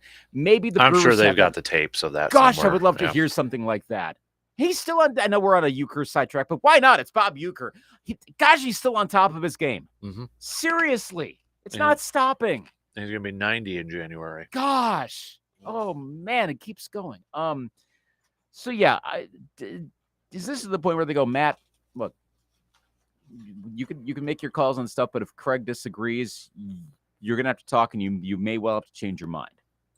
And it may come to that, and not that there's any So essentially, conflict. Craig Counsell has final approval. Kind of, sort of, or at least very like maybe not final approval, but he has like veto power, if that makes any It's sense. it almost sounds like it's very similar to like Pete Carroll and John Schneider in Seattle, to put a football reference, or even like Andy Reid with the Chiefs and such. But that For the works coach. too. Right? That's what I'm saying. It's like those are examples. Like everybody, John Schneider is the general manager of Seattle, but Pete Carroll's got the final authority.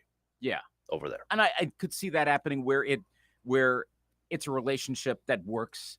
It's not just cordial. It's that no, they totally get along fine, but there's an understanding. This guy knows what he's doing. He wants to make sure that he's not being given players that can't hit, can't get on base. Yeah. We're seeing that with guys getting benched this season. And also not to say that Matt Arnold gave him a player that's like, what are you doing? But make sure nothing of the sort happens. Like, make sure Counsell can manage, because he can manage so well. Don't put him in bad situations. Allow him to bring those guys in, which we're getting. That also does get perilously close to, hey, you're letting your quarterback decide who to bring in. And is Aaron Rodgers your co-GM? We've had those discussions so many times with regard to the Packers. Or one really recent bad example is Gruden and Mayock. Oh, gosh, that. Or, okay, if you wanted to use a real current example, Los Angeles Lakers general manager LeBron James. Yeah, I know they did well towards the end of the season, but we've seen how that doesn't always work with LeBron. Would that necessarily work with Craig Counsell? I think so. And if that's what it takes to keep him, sure. I don't see any cause for concern about Craig Counsell with personnel decisions.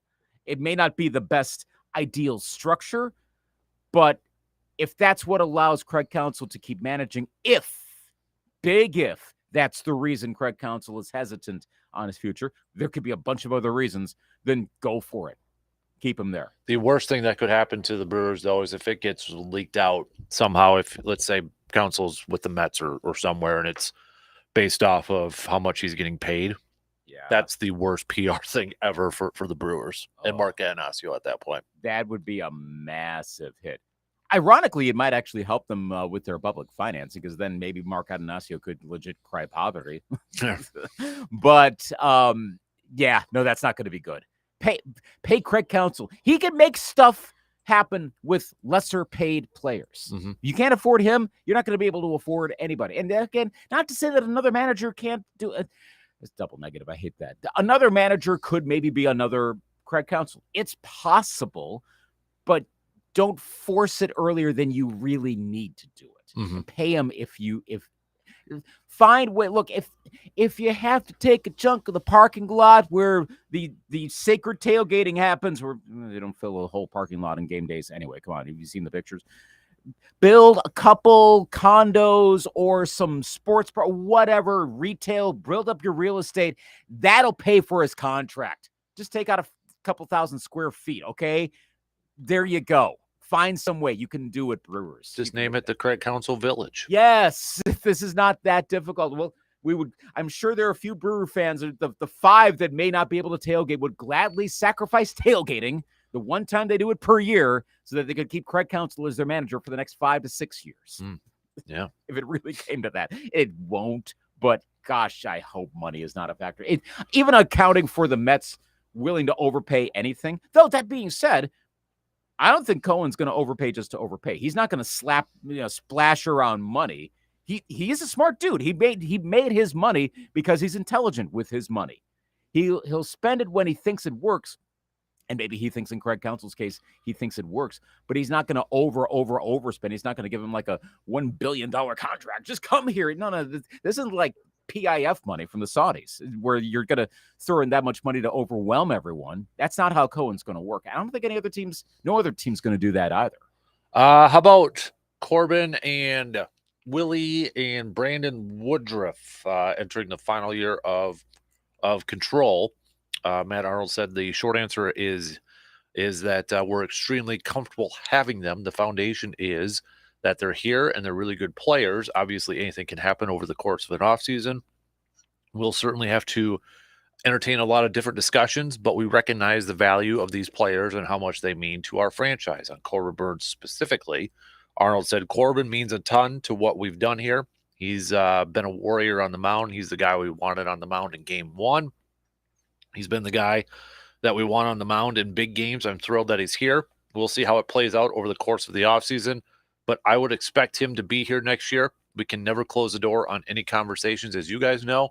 That's just the reality of where we are, but we know that he is a very, very valuable member of our franchise.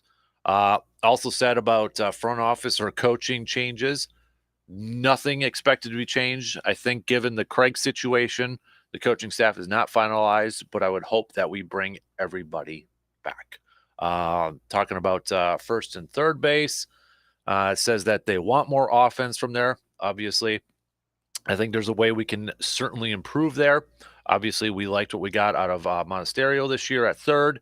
I think we like that what we've seen out of Tyler Black. We'll see what he ends up being at third or first, but he's going to have a lot of upside as well and can factor into the situation for next year, potentially early on. So those were just some of the comments over there. And is anybody about Jackson Churio? Said it's hard to put a timetable on it for a 19-year-old, but he has a chance to be really special. AKA the savior. Make the statue. Well, speaking of potential statue-worthy players, potentially, I have not heard your take yet. Maybe you've already said it. What do you think of Vladimir Guerrero Jr., Brewer first baseman? Oh God, I would love that, man. I heard the Brewers' name tossed out the other day as a legit possibility. Bring it here, baby. Bring it. Yes. Why not? Even after he had not, and I don't care. I'm being a little devil's advocate here, but then again, I also saw the series. That was not a great series against the Twins. Yeah. And okay, and also, by the way, the pickoff, I know that was PitchCom, but hey, that was also good communication between two savvy veteran types, between Sonny Gray and Carlos Correa. Of course, they're going to figure stuff out and do that. But the whole last season was the trailer. This was the movie. Yeah. What would you'd have to trade probably, I mean, he's got 2 years of arbitration control. Right. Trade from depth with one of your prospects. You have to. Yeah. I mean, one of the 822 outfielders the Brewers have. I wonder if, though, he does need a change of scenery. And I wonder if the Blue Jays culture is not best for him. They seem to be kind of lax over there. Not that the Brewers are a strict organization, but they sure don't seem to be as tolerant of just about anything like Toronto seems to be.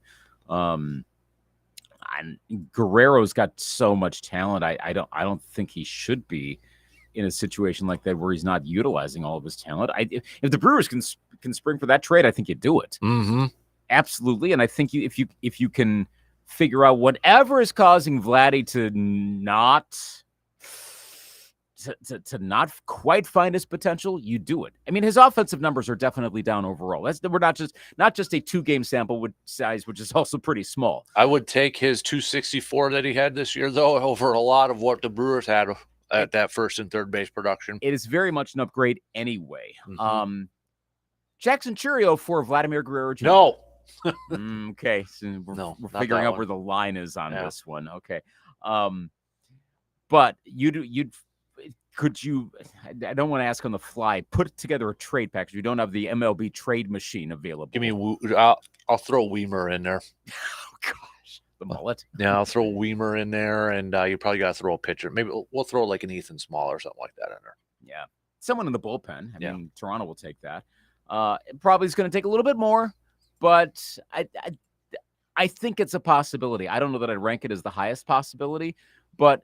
Well, okay, let's find out what happens in the post-Stearns era. Where could this be that surprise move that comes in mid-January? Whoa, Brewers just traded for Guerrero?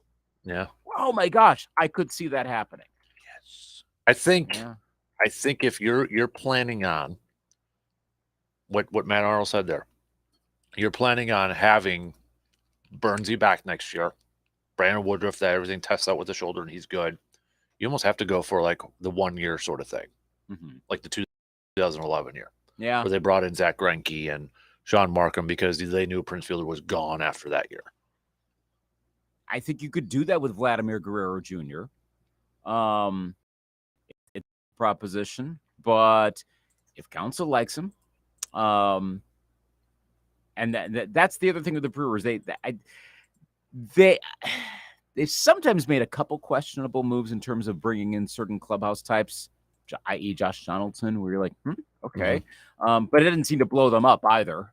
But unless there's something we're not hearing, I don't think so. But generally speaking, that seems to be a pretty cohesive clubhouse. Which I think is directly related to Craig Counsell. Right. That's very important. So yeah, I think though. And I agree with what Brandon said. I think it was last week when I was talking to him about it. You know, enough with, like he said, we got to stop the trying to bring in the 1 year. Let's try to resurrect these career type players like Winker, Brian Anderson, you know, those kind of guys that they did last year. Wade Miley worked, you know, but you had a little bit more experience with him. But I mean, we got down to the wire where, you know, your offseason moves of Winker and Anderson. Winker made the postseason roster, but he probably shouldn't have. And Brian Anderson was released right before the postseason started. Right. So. I mean, now would Vladimir Guerrero Jr. be a bit of a reclamation project? At least he's got more upside. Yes, that's the biggest difference there. But Winker, I'm a little surprised by how much he fell. He was kind of a sort of star not that long ago. Gosh, it's sad. And there was a lot of Brewers fans. I remember we had a lot of them text in. They were pumped about the Brian Anderson signing. Yeah, they thought that was going to be the under the radar one that was going to be huge, and maybe huge is a little dramatic, but they liked it. And it just didn't work out. No, I mean sometimes that's what happens. We've seen that across sports. Period. How many times though? Ooh, no, it doesn't. So, but Guerrero, I think would be an upgrade definitively. Even with the flaws we've seen a little bit more lately, this would be an upgrade. I would be very pro that for the Brewers. Yep, I agree. All right, let's take a break. We're gonna do that. Then we'll finish up the second hour. Then we got stock reports coming up next. Though, let's take a look at this NBA GM survey. Always kind of some interesting thoughts out there. Where do some of the Bucks players rank on this? We'll tell you. Got a take on today's topics but can't call in? Then hit us up on Facebook, Twitter, or the text line and let your fingers do the talking. Hunters, let me ask you a question. In your gun cabinet, do you have a deer rifle that's been passed down throughout your family? Maybe from your dad, grandpa, or great-grandfather? I do. I've got an old 30-30 bolt action that's been passed down throughout the years. And it was my first deer rifle I used when I was 12 years old, and it will be my son's first deer rifle as well. Every deer rifle has a story to tell throughout the years. Stories about that big one you got and missed. So if you're looking for that new deer rifle to begin a new set of stories, Let Tilden Gun help you write that new chapter in your deer hunting book. Whether you're looking for a new deer rifle for yourself so you can continue the tradition of passing along that older rifle to your young one, or looking for your first-time hunter's first deer rifle, Tilden Gun can help you. They did for me, and they will continue to help me write these stories in my deer hunting book. The added extra bonus about Tilden Gun, family-owned and operated, and the best deals in the Chippewa Valley. Just visit Tilden Gun today at 12427 90th Avenue in Chippewa Falls and visit tildengun.com. My part-time service in the Army National Guard makes it possible for me to be more for the community I call home. My training helps me at work when I lead by example. The Army National Guard has taught me the value of showing respect to those I come in contact with each day. My service also allows me to be there for my community in ways others can't. I help my hometown recover after nature strikes. My service in the Army National Guard allows me to keep my country and those I care about safe from threats. I also work with a network of professionals that help me succeed and accomplish the mission. Plus, the Army National Guard education benefits make getting a higher education a reality. Being an Army National Guard soldier makes living and serving in my community more rewarding every day. Learn how you too can live and serve part-time, close to home by visiting nationalguard.com. Sponsored by the Wisconsin Army National Guard, aired by the Wisconsin Broadcasters Association and this station. Winters can get long in Wisconsin. I'll bet by next March you'll be ready to take a break. Well, if you are, come on along. We're going to take a farm tour to Costa Rica and Panama March 23rd through April 1st. We'll explore tropical treasures of unique wildlife in these two Central American countries. We'll explore Costa Rica first into the agricultural portion of our tour with a visit to the Doca Coffee Estate. And here we'll discover the importance of the coffee bean to Costa Rica's economy. We'll also make stops at the Cano Negro Wildlife Refuge and Arnall Volcano National Park. And we'll go visit the Pacific and the Atlantic Oceans as we sail through the Panama Canal. We'll take in the sights of Panama City, meet local agricultural experts in Panama as well as we find out about all that country's agriculture. Visit holidayvacations.com. The keyword is wax for more information and to watch a travel show, or call 888-557-1020 for a free brochure. Hi, this is Josh Smith from Union Trailer and Power Equipment. Have you had your trailer serviced lately? Don't be stranded on the side of the road. Get your trailer inspected today for $59. Give Courtney a call or text today to schedule your service at Union Trailer and Power Equipment, 715-930-1066.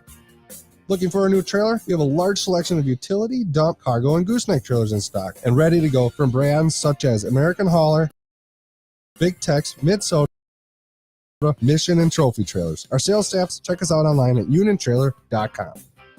Looking to upgrade your mower this year? Now is the time to upgrade, as we have a large selection of Aaron's and Gravely's zero-turn mowers in stock with some great sale prices along with 0% for 48 months or large cash discounts. Get into a new Aaron's zero-turn mower for as little as $92 a month with no money down. Don't forget about our free delivery within 20 miles of Union Trailer and Power Equipment, located right in the Chippewa Valley. Quality products, expert service, Union Trailer Sales. As a roofer, I'm always on the go, so I need to be able to get things done from anywhere. That's why I partner with Beacon. With the Beacon Pro Plus app, I've got the brands I depend on, like Certainty Landmark Pro, right at my fingertips. It's like having my Beacon rep in my pocket 24/7. I rely on Beacon because I never stop building, and neither do they. Now through November, purchase Certainty through Beacon Pro Plus and earn up to $750. Beacon, always building. Do you remember all those times playing in the backyard and daydreaming of either playing on your favorite sports team or dreaming about all the goals you wanted to accomplish in life? We still do that today, and that's why we created Backyard Dreams. We want to help people accomplish their goals, chase their passions, and achieve their dreams. Whether someone's dream is to attend a ball game, someone needs a new pair of basketball shoes, or a Little League team needs help going to a tournament, we want to help, and we need your help as well to help our community. To learn more about Backyard Dreams, just visit sportstalk1051.com.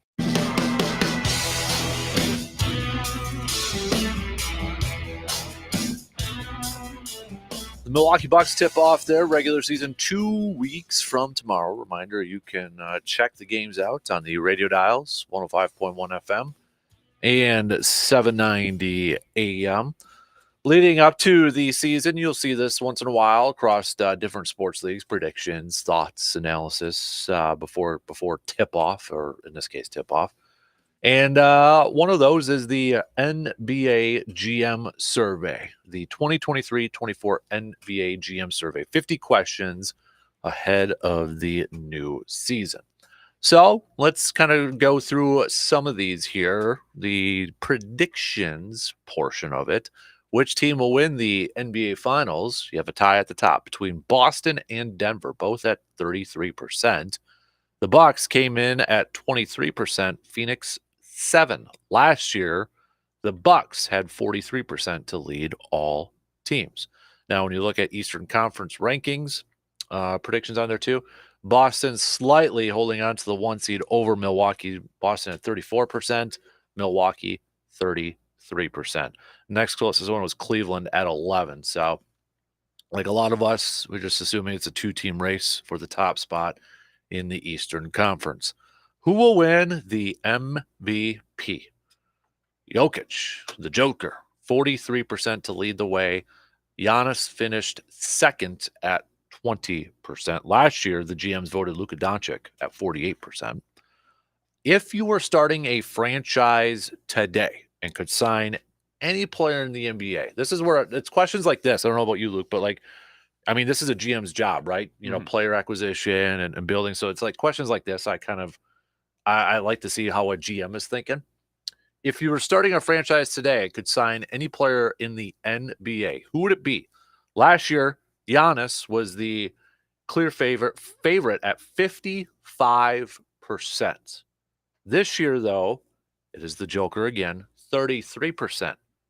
Giannis, did you see this survey yet? I'm looking at it right now. Okay, I was going to quiz you. So Giannis finished third at 13% because in second was a guy who has yet to hit the court in a regular season game, Victor Wembanyama from San Antonio at 23%.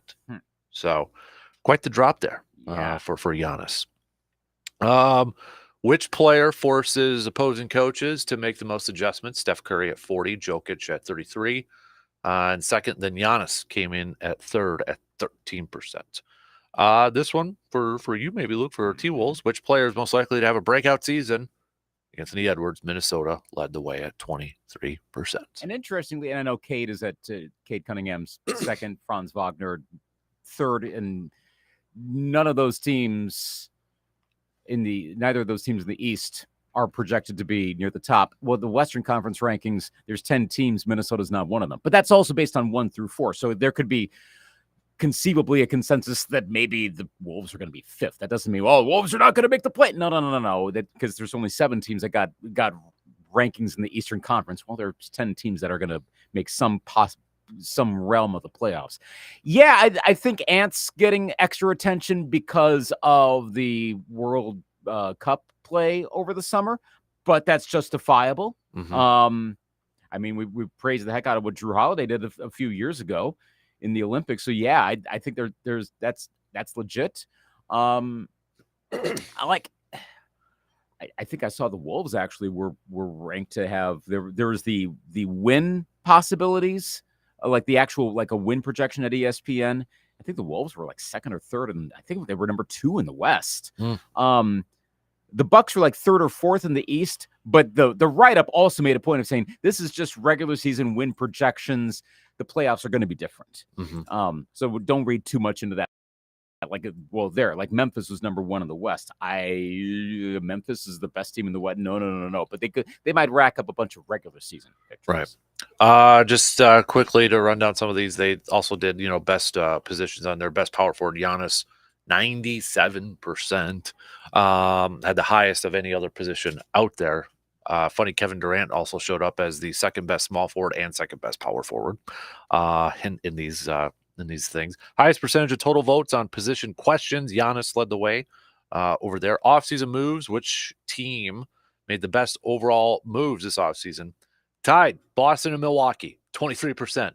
Also interesting, Portland finished third with 17%.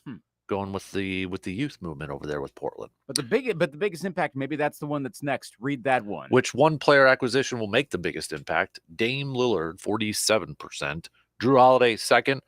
Bradley Beal, coming in at number 3. I think a lot of people kind of forgot about Bradley Beal, 10% over there too.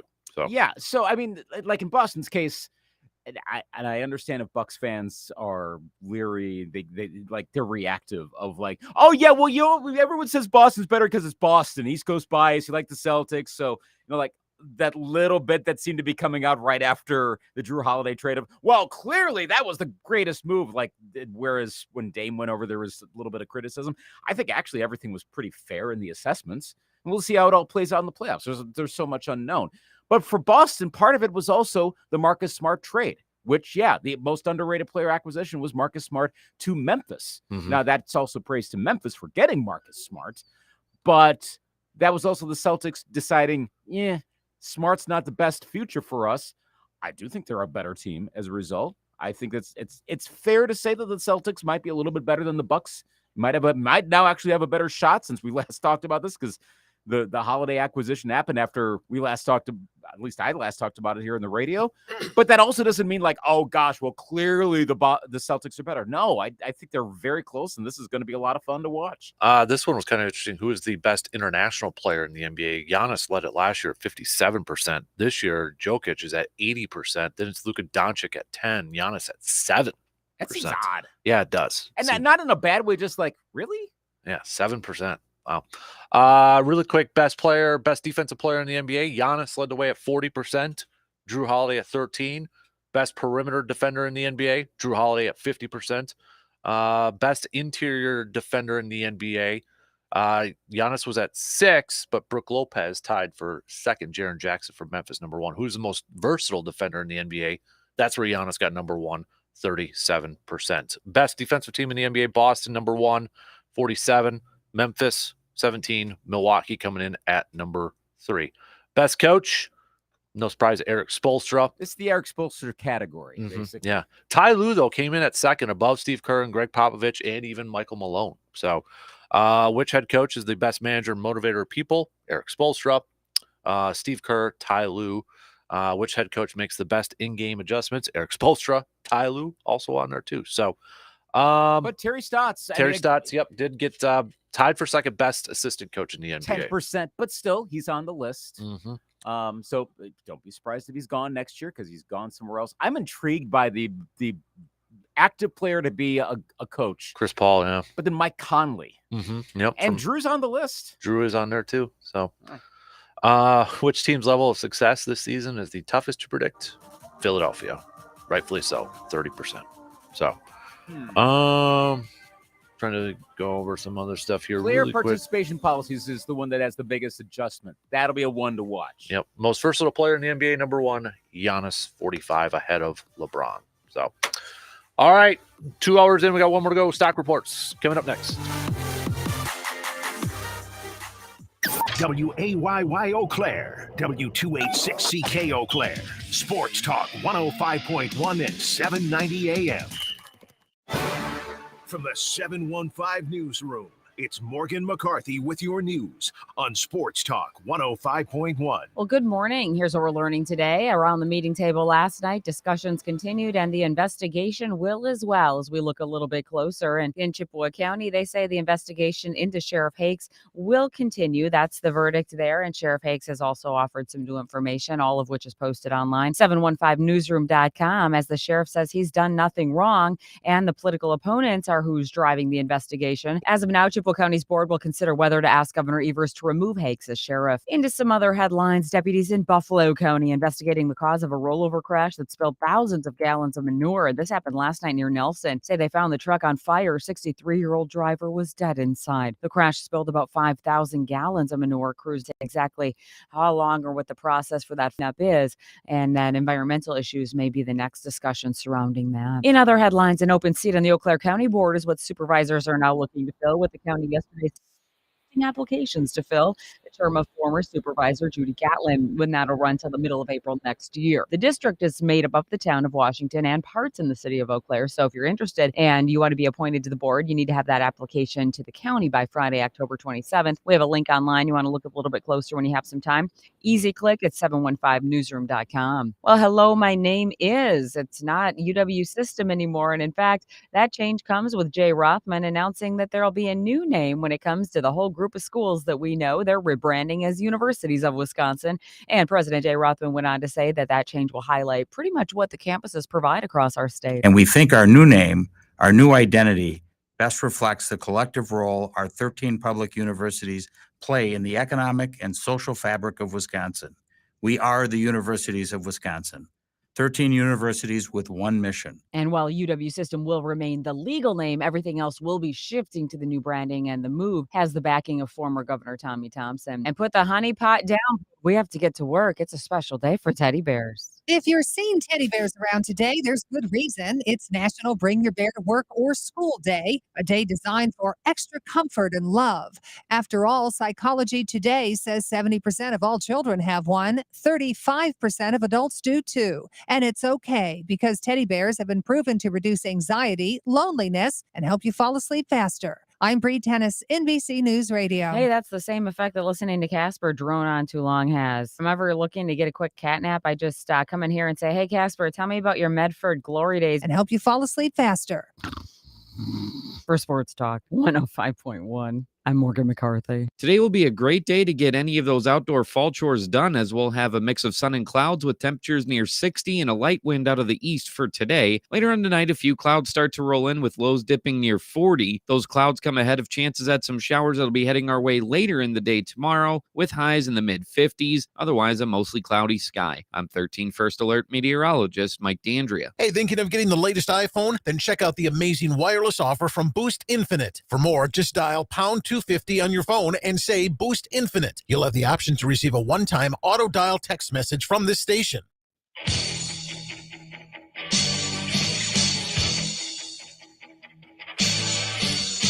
Let me ask you something. Did you name your firstborn after a football player? Hell yeah. Did you spend your honeymoon going to a football game? Oh, you betcha, yeah. Do you spend most of your free time hanging out in your man cave? Yes! If you answered yes to all the above, then you, my friend, are a serious sports fan just like Dan. Yes! This is exactly where you belong.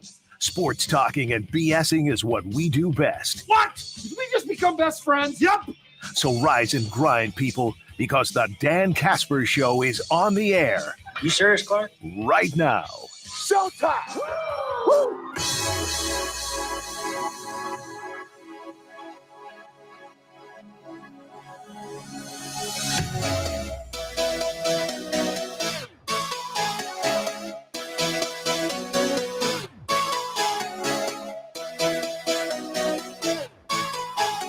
Third and final hour, kicking off on this Wednesday morning, October 11th. Hopefully, you're all off to a good start this morning. Big thanks for tuning in wherever, however you may be tuning in. We're going to get back to a little football chats coming up here. Luke's Justin Jefferson, as we mentioned yesterday, out for at least 4 games, but maybe even longer at this point. Never know. Yeah, I think it's going to be longer. One of my fantasy teams is basically torpedoed. Mm-hmm. In the league where I haven't won anything, and that's the one, of course, where I picked Justin Jefferson, and of course, this is the season when he gets injured. It is the curse of the first overall fantasy football pick, unless you had Christian McCaffrey, who's off to a good start too. Just never do that. Gosh, who was saying this? Was this? I might have been reading Eric Thompson's feed from the Daily Norseman. That, or maybe he was commenting on what someone else said, that the Schefter tweet about, well, maybe he decides to stay out a little longer because the contract situation hasn't been resolved. And whomever retweeted that was like, and I don't think this is a surprise, Schefter's probably being fed information from CAA. Yep. The agents. Yep. And that's where it's kind of being laundered through that. It's not that Schefter's saying that's the right thing, but he's reporting it that way. I wouldn't be surprised if that's the case. Yeah, it screws me even more for fantasy, but that's just my team. For the Vikings' sake, well, actually, is there a case to be made that this means they end up going 1-16 and in position to get Caleb Williams. Then you resign Justin Jefferson, and woo! I mean, there actually is a potential big upside coming down the road from this. It's not great right now. But look, the Vikings weren't winning the Super Bowl this year anyway. I know, insert laugh track. But they really weren't winning it this year anyway. So I made a bet with somebody. They said that they were. Really? Why? I don't know. Okay. I took it. Good. I would have taken that bet too. And I'm a Viking fan. Vikings fan. Sorry. By the way, do you do plural or singular with like Packer fan or Packers fan? It's funny you mentioned that. I've had this conversation with somebody in this building before. Packers. Although I do catch myself saying Packer. It's Packers. I know. Like I do the singular a lot, Mhm. but then when I do it with regard to other teams, it makes it like, who's a Buck fan? Right. Makes no It sounds weird depending on how you say it or how you're using it when you say it in the plural sense. Mhm. But it's Packers, right? It's Packers. It's Bucks. It's Vikings. It's Steelers. Right. Yeah. But yet a Viking fan sounds okay. A Packer fan, Bear fan sounds okay. But then Mhm. other teams, it doesn't. I don't know why that is. Mhm. But you're right. I think grammatically speaking, it's correct to put the S on there. So Yep. there's your grammar lesson, folks, for the day. Mm-hmm. All right. Before we get to more football talk, let's do some stock reports. Whose stock is rising? Whose stock is falling? I will give you the honors of whose stock is rising. Carlos Correa. Yeah. And regardless of how the series ends, and it could end tonight, his stock is definitely up from what was a so-so season. His second straight so-so season with the Twins. I do find it a little side note how his first year with the Twins has kind of been memory hold. And every time I hear about Carlos Correa, it's like where he's now coming to the Twins. Like he played last year with the Twins too. You all remember that, right? I know it was just 1 year, but he did play there. Maybe we don't remember because, like I said, it wasn't that great. He had negative WAR at a certain part this season.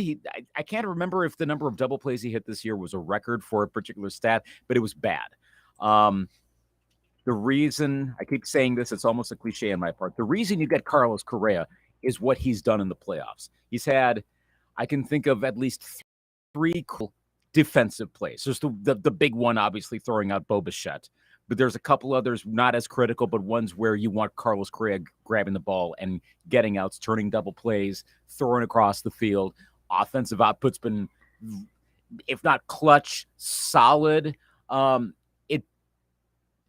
It makes you optimistic as a Twins fan and as a fan of baseball in general that even with him getting older, contract it's not going to look that great probably a few years down the road, or maybe not. Maybe it will be okay. I keep hearing about his SAT score. He had an extremely good SAT score. Dude is bright. And I wonder if that's going to help him as his body inevitably ages. Maybe the plantar fasciitis becomes more of a factor. If he can work that way around that, if the Twins can stay competitive, can be a playoff team, that he keeps having these kind of contributions to the point where he becomes a bit of a postseason star. This is a reminder of why Carlos Correa is who he is. And hey, if he can perform tonight, somehow get the Twins to the next series, there's more to come. A stock that had been falling turned around over the last week or so. My stock riser, I am going to go with the Texas Rangers right now. They are hitting on all cylinders. Their offense, I mean, they look like the team that was from a few months ago with their offense was just off the rails, right? Now in the postseason, they're in the ALCS. I think they're going to go to the World Series at this point. The Bruce Bochy magic effect on this team. You know, remember a couple months ago we were talking about best managers in baseball? Mm-hmm. Kind of forgot a little bit about Bruce Bochy. He's like, oh, yeah, he's there in Texas. Guy's got a couple World Series. I think, again, he's proven, too, that he's a pretty darn good manager at this point. So a lot of talent, a lot of good offense with Texas. But right now, if I were to repick my World Series, I might pick Texas to win it all. And remember, with the way they're playing. And remember, Texas is about back to where they were when they had the best offensive run differential earlier this season, when the Rays were playing really, really well. And remember, you'd look at the stats and go, wait, Texas is number one? Yeah. But they're back to full strength. A full strength Texas. Remember, Texas was supposed to be fairly good last year, and they way underwhelmed. They got the talent.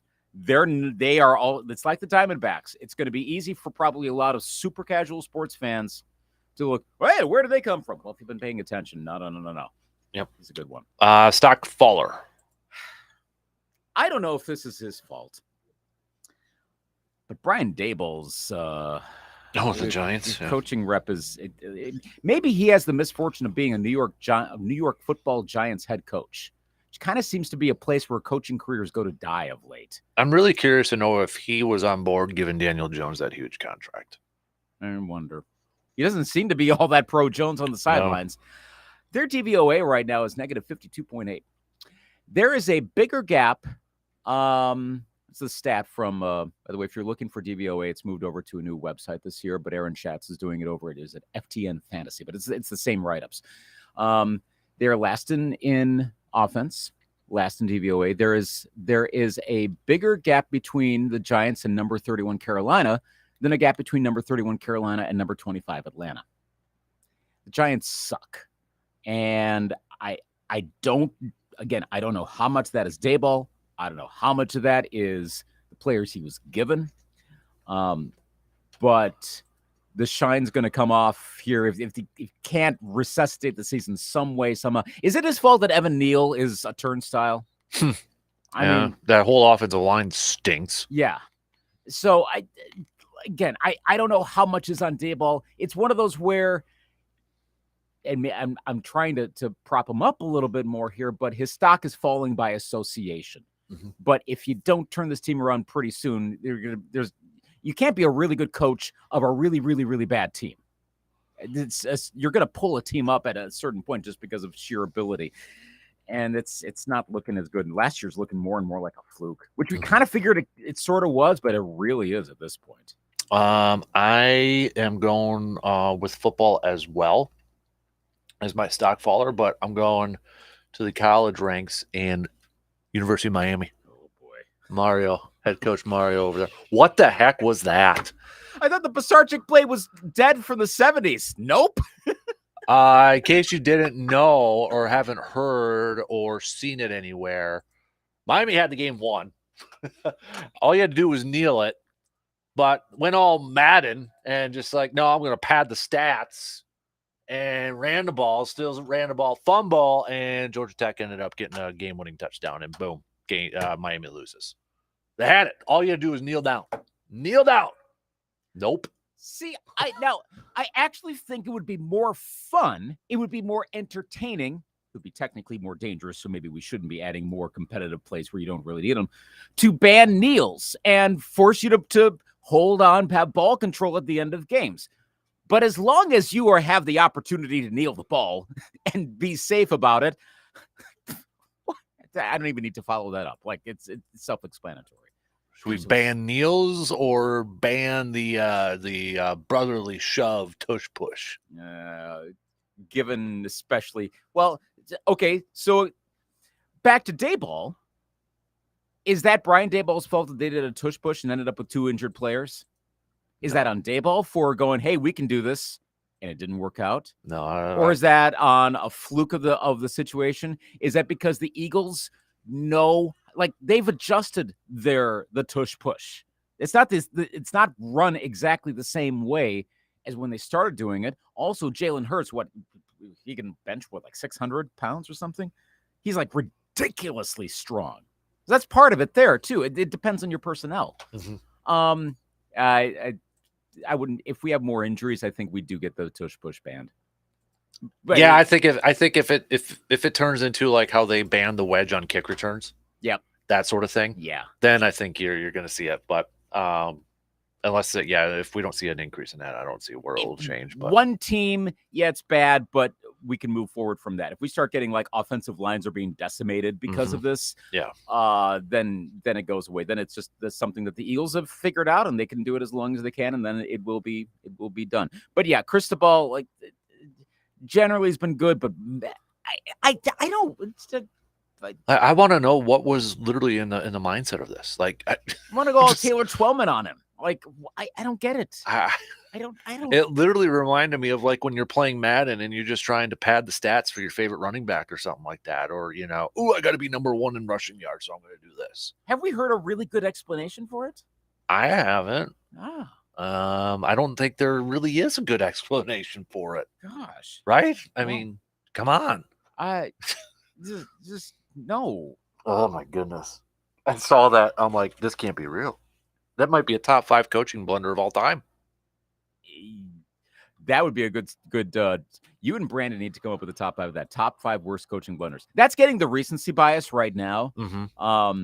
I could very well see that falling below the list, but top 5 coaching blunders of all time. Like I said, the Pisarcik play for the Giants, the Herm Edwards scoop and score. Yep. That's got to be up there. And of course, I'm not even mentioning the head coach. I'm just remembering the quarterback. But that was on the coach. Well, even like, speaking of Madden, because Hudson's like addicted to Madden now, so he plays it all the time. And so I'll sit there and hang out with him in the man cave while he's doing it. And he's up, because it's on rookie level or whatever. So he's like winning like 35-7 or something. But all he does is he runs the same play action boot. And so he's like throwing the ball all the time in that. Mm-hmm.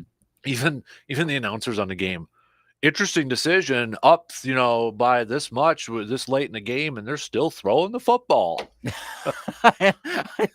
I love the passive aggressiveness with that sort of stuff.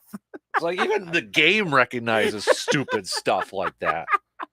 Really, that is hilarious when that sort of stuff happens. The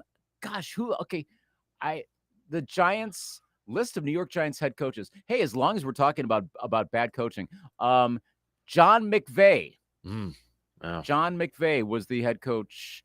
Went on to have a quite successful tenure with the San Francisco 49ers in the front office. That is a relation, yes, to Sean McVay. Yeah. So maybe that's a big coaching blunder, but let's just say he resurrected his career. Your post Tom Coughlin, New York Football Giants head coaches, ready for the list? Post Tom Coughlin. Can I try to guess them here? There are, including the current one, Brian Daboll. Yep. There are 5 total. 5? Oh boy. 5. So total. Now one of them was a fill-in. Okay. So really we're talking 4. If you don't guess the 5th one, that's okay. The interim that won't count. McAdoo. Yes. Shermer. Yes. Are we counting Brian Daboll? Yes. So that leaves Joe one. Judge. Yep. And let me see if I can get the interim one. Do I know this name?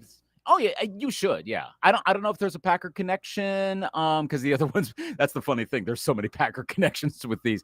He does not have a history, best as I can tell, at all with the Packers. But he's a well-known name and a former full-time NFL head coach. Okay, there's a name that popped up in my head, and I'm just going to say it. Is it Spags? Yes, it is. Okay. I wasn't sure if it was Spagnolia or not, so okay. Yep. Led the boom, nailed it. Yeah. Led the Giants to a 1-3 record at the end of the 2017 season. All right. Yes. So yes. Diehard Giants fan I am. Mm-hmm. Do you know any diehard Giants fans in real life? Real life? Yeah. Yes, I did. I actually did. Former coach of the Steel, Casey, is a Giants fan. Oh, yeah. Because I remember one time last year came in and wore an Ahmad Bradshaw jersey. That's right. So. But we don't know anyone who is grew up based in the Chippewa Valley who decided they were going to become a Giants fan. No. At some point. No. No. That's a bad stretch there of Giants head coaches. I think there was. I got to try to find this. I saw this a couple weeks ago on Twitter. The boat picture with the Giants ever since that thing was taken, like they've won less than double-digit games or something total. Yeah. And let's be real, the majority of them came last year since they made the postseason last year. So the majority of them came last year.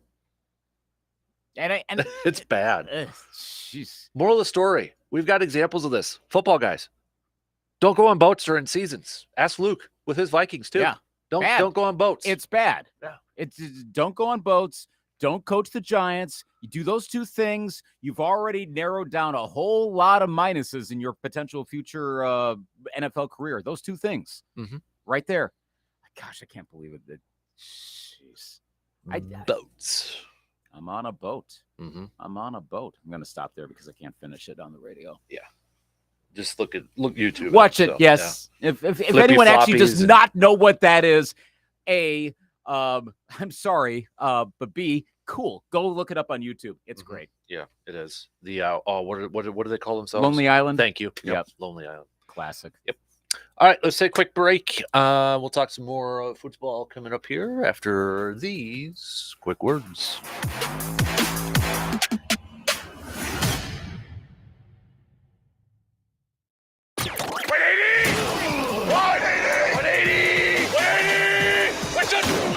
The Dan Kasper Show will be right back. Keep your feet warm and dry this winter with the Shoe Doctor in Eau Claire. Only the Shoe Doctor has over 4,500 styles of footwear and personalized fitting for everyone in your family. It's backed by the Shoe Doctor's exclusive 30-day comfort guarantee, so you know you'll walk away happy.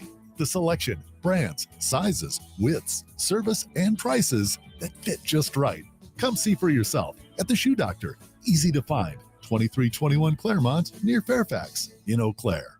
If you like where Mercedes-Benz has been, you're going to like where they're going. With a full range of EVs now available at your local dealer, Mercedes-Benz is turning electric completely on its head. Experience the all-electric EQB, a versatile luxury SUV that can seat as many as 7. The brilliantly advanced and superbly equipped EQE SUV, positively alive with groundbreaking technology. The inspired EQE, the electric sedan, with energizing comfort features that recharge you. The boundlessly capable EQS SUV, a vehicle that takes luxury and innovation to places they've never been before. And of course, the magnificent EQS, the flagship of all EVs, delivering the Mercedes electric experience on a truly epic scale. The vehicles are all electric. The feeling is all Mercedes. Learn more at your local dealer or mbusa.com/EQ. The reviews are in. It's the best thing I have ever tasted in my life. This is the best thing that's happened in my life, even better than my wedding. That's what everyone has to say about Man Cave Light, the official beer of the Dan Kasper Show and the Man Cave podcast. Try it for yourself and you'll know exactly why people say it's like sipping a little bit of heaven. Man Cave Light is available on tap at the bar in Hy-Vee. You can also grab a crawler or 6 and take some Man Cave Light home with you. So go try your new favorite beer, Man Cave Light, today, and you will know exactly why one reviewer said, I cry tears of joy every time I have one. Are you ready to start a meaningful career in healthcare? Are you looking for a job that fits your work-life balance? Become a certified direct care professional today and make life better for older adults or people with a disability. WIS Caregiver Careers makes it easy with free online training plus earn a $500 bonus. See your name on Wisconsin's Certified Direct Care Registry. Sign up today at wiscaregivercdcp.com.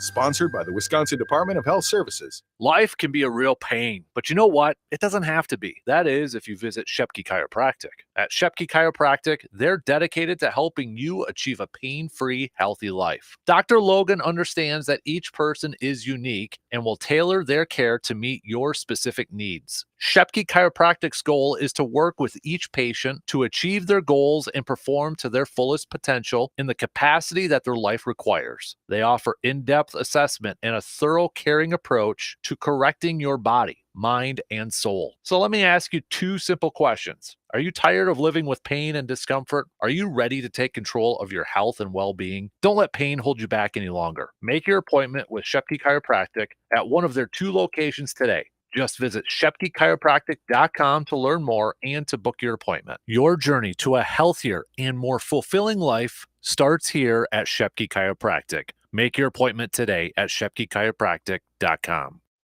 Since 1946, Ansay & Associates has provided insurance to help secure businesses and families throughout Wisconsin. With custom coverage and superior customer service, Ansay & Associates can provide all of your insurance needs. Visit ansay.com today and get a free consultation with one of our strategists. Or come see us in person at any of our local offices. Ansay & Associates, securing and protecting your American dream.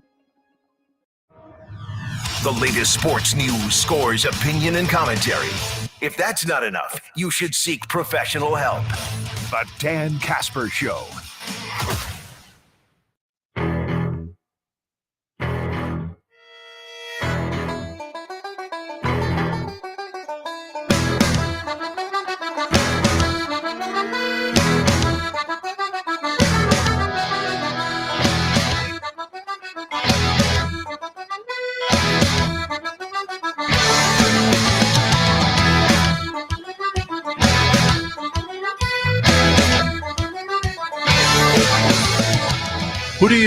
Who do you guys play this weekend? Vikings? Yeah. They play. Double check here, and I know this. Bears. Bears. Bears. Right. I know that because it's the second. I think it's the second straight year. I got my Master Singers concert. Can't watch the game because it's the Vikings Bears game because it's on at the same time. I seem to recall. I think that was last year as well. So the last year or the year before, one of the last 2 years, it was the same mid-October date. I remember being in Pablo Center trying to get like updates. Like, oh, Are you really that upset though? No, Okay. no. I think percentage chance that the Vikings-Bears Monday Night Football game later this year gets flexed out. Mm-hmm. What would you say that is? Vikings Bears Monday night. Yeah, come on. And I think it was November, I believe. Mm-hmm. I'm trying to remember exactly when, but it's far enough down the road where I saw that and went, "Oh boy!" And this was well pre-Jefferson. Anything else was like that was back when all of the complaining about why are the Bears getting so many high-profile. I actually looked pretty decent last week. I can't believe this season has switched around so quickly, and then this is a week-by-week thing.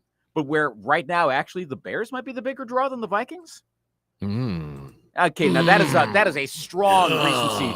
That is a very strong recency bias because of the way the Bears That's play. going to be the battle for the Caleb Williams pick. At this point. Know it could be. It would be so Bears for Justin Fields to screw this up and actually have a good enough end of the season that they win like 3 games and they're the number 2 pick. I think this is a first-time texter. At least I don't have a name to it, so I apologize. I'm just going to call you Texter. Should the Packers look for offensive linemen, assuming by the trade before the trade deadline? Should they? Which is Halloween. Oh, that's right. Halloween 31st. Will they? No. Should they? Possibly. You're looking at left tackle is probably the one. Walker, I think, he's a second year player drafted in the 7th round, going through. I wonder, are they gonna, the name you're not hearing a whole lot anymore is Yosh Nijman.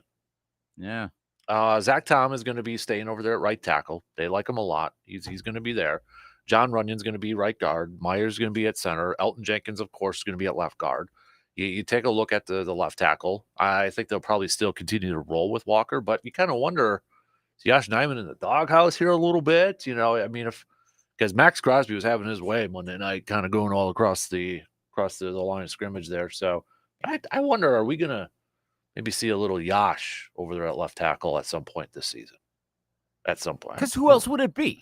Who else is going to be consistently good there? You got Caleb Jones, but he's not going to, he's that massive, like 6'7", 6'8" dude over and there. Obviously, Jordan Love is mobile. Mm-hmm. I mean, gosh, this is I apologize for the analogy, but man, he runs around like my Morky a little bit. He's bouncing around and jumping around, and that's not necessarily a bad thing. But some of his runs where he like almost bounce a little bit. I'm like, whoa, okay, well, just settle down a little bit. I was having flashbacks to my dog. That is a very it is interesting, unique. Well, you have to see my dog, but it's that kind of jumpiness, which again I don't know the specific way. I feel like that needs to be fine tuned a little bit. Like for his sake, I'm glad that he can move around, that he's not a statue. You should have seen me how I slide into second base. That was unorthodox. Oh boy! Does anyone have some camcorder footage of that they can upload? Camcorder? Jesus, how old do you think back then I played? Camcorder? Well, this would have been This is cell phone-ish. Come on, it's cell phone. Exactly. That's the thing. Like super grainy, where the screen resolution is like 1 inch by 1 inch. Talking not old that long, man. It's been a little while. What were your salad days for sliding into second base? Well, it was always I could never do the feet first, so I was always head first. Ah, but the thing nice. is, Pete Rose style? not even that good. I would go on the side. Like I was afraid of the belly flop. So I'd like slide on the side slide sort of thing. Really dumb. Don't know why I did it, but I was trying to protect myself. Look, I have no sliding game, so I'm not one to criticize, but I can only imagine what that It looked weird. I'll admit it now. Wow. I'll Oh make my- fun of myself. I don't care. That's I want to see this. I had speed though. Nobody could get me. Could this be like an auction item at No, some I one ain't of our things? dude. like I can't even run anymore. I'm not doing that. No. slow motion sort of situation. Yeah. Okay. I'm surprised I didn't break a rib on my right side. It was always the right side too. Oh gosh. Surprised I didn't break a rib or anything like that. Ugh, not good. Yeah, like so, but the all of us came from saying Jordan Love can move. So how critical, maybe you assessed this yesterday, but I'll bring it up again if necessary. How critical is having a lockdown left tackle for this season, given the mobility of Jordan Love? Even if it's a slightly awkward mobility, at least to my eyes, he's still very mobile. He can still get around.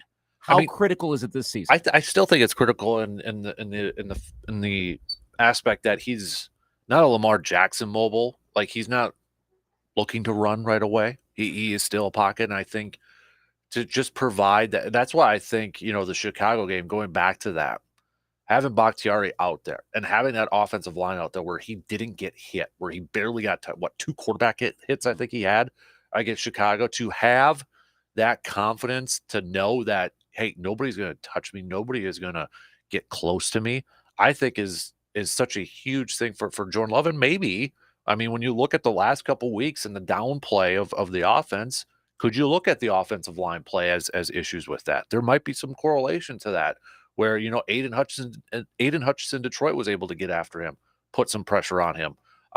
Max Crosby with the Raiders was able to do that too. So not having solid offensive line play and not providing that protection where Jordan Love doesn't have to see ghosts and he doesn't have to feel that pressure in an instance, get happy feet and get anxious and all that. I think it's huge to have a solid left tackle option over there, because to not have to worry about that, and I think that was a big reason why that offense looked like how it did against Chicago. Now you could say, well, look at Chicago, and you'd be exactly right.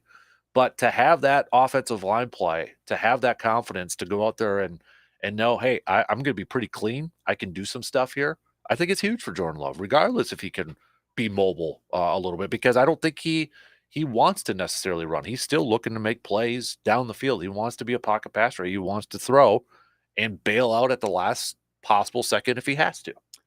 I'm not really seeing a scary, unless I'm forgetting about someone, I'm not really seeing a scary defensive player like a Hutchinson or a Crosby coming up. Broncos, again, back to DVOA, their defense is like getting into all-time worst territory. Aaron Donald, I'd put scary. Donald, yes. TJ Watt, Pittsburgh. Right. No Daniel Hunter. Yeah, that's the Vikings don't scare me too much. I mean, Watt, yeah, Watt's a little further back, but Hutchinson's kind of similar position. But yeah, at least in the near term, no. The first two for sure. That's why I was trying to remember the Rams and Steelers and who they've got at any given moment. I mean, yes, Donald. We haven't heard as much with Donald this season as in previous years. Watt, you're right. I think that by November 12th, but that's still in the next 3 games. Well, then, I mean, the Chargers got Bosa and Khalil Mack. Right. At that point, yeah, then Chargers, Lions after that, in Detroit. Kansas City's got Jones. Yeah.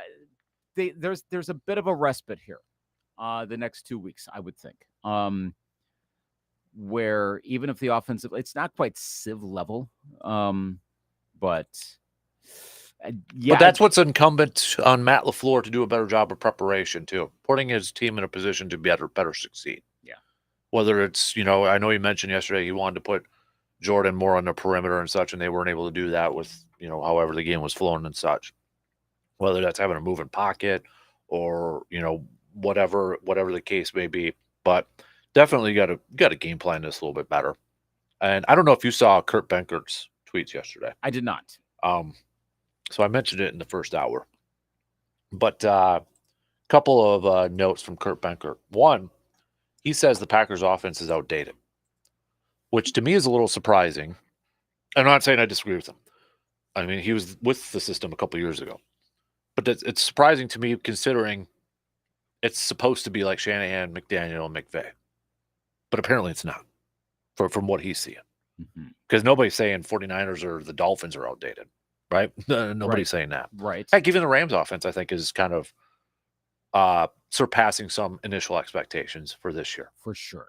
So that was a little bit like, ooh, wow, that's concerning, but also maybe kind of fits into the narrative that, like I had watching that game Monday, it looked pitiful, inept, boring, vanilla, all the above. But and then the side note too, Kurt Benkert mentioned that him and LaFleur personality clash. A little bit of a personality clash between those two. Which it is what it is. You know, I didn't take away anything from that. It was an interesting nugget, but more I took away from what he said about it's a outdated offense for Green Bay, which to me is a little concerning. Yeah. What, like, I'm trying to find some sort of scale here, so I'm just not even gonna bother with it. So you're not concerned yet of what makes you concerned, and we're looking now 2 weeks down the road. What makes you concerned at Denver that makes you think, this offense really doesn't know what they're doing? Denver's defense is 32nd, dead last in scoring defense. You can't put up points against Denver. There's something going on. There's something going on. And the fact that we're heading into a week 6 bye. We said it. We've said it. But now your coach is saying it. Matt LaFleur is saying we got to find an identity. That should have been something in training camp and preseason, beginning of the season. You should have known your identity. Now I get it. It might have been Aaron Jones. But you know what? He's missed some time. You got to adapt for that. Reiteration on this. I found the stat. Again, defensive DVOA through 5 games, the history of that stat, which goes back to 1981. Denver is easily the worst ever. There's no other 2020. It's like the top, or should say bottom 10 or so, or maybe bottom 11 because there's a tie. There are no other 2023 teams on that list. This is interestingly 3 teams from 1998 are numbers 2, 3, and 4 through 5 games. It was just the way that season worked. But no Packer teams, by the way, in case you're curious, like, are there any teams that we know? Nah, they were all from further away. Denver's bad. They should not allow much in the way of it. Look, if there's a sack, they happen. This should not be a feast for the Bronco defense. No, it shouldn't be. I know they've got another week to figure themselves out too. Okay, but no, this should not be like what we've seen before. Then on the same breath, I played the clip earlier. Aaron Rodgers was on McAfee yesterday, and I appreciate the insight that he does give. It sounds like he, and again, it's Aaron Rodgers, and you're trying to get in the mind of what he's thinking, which is a dangerous, dark place. Oh boy. But he was talking about what he watched from the game Monday night, and he said, he texted Jordan afterwards, and pretty much kind of conjured the old RELAX.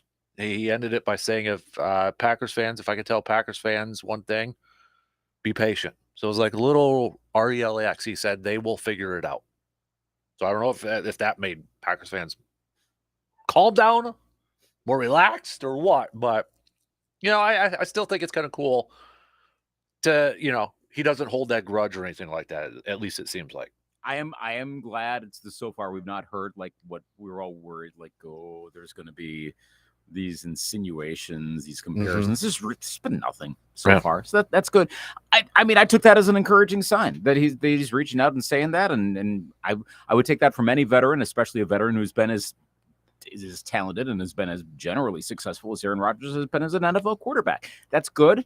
He doesn't have to text Jordan Love. No, he is. No. So that's good. Like you kind of want that to happen, to have like the quote unquote mentor still reaching out, given the whole Rodgers Favre thing. Right.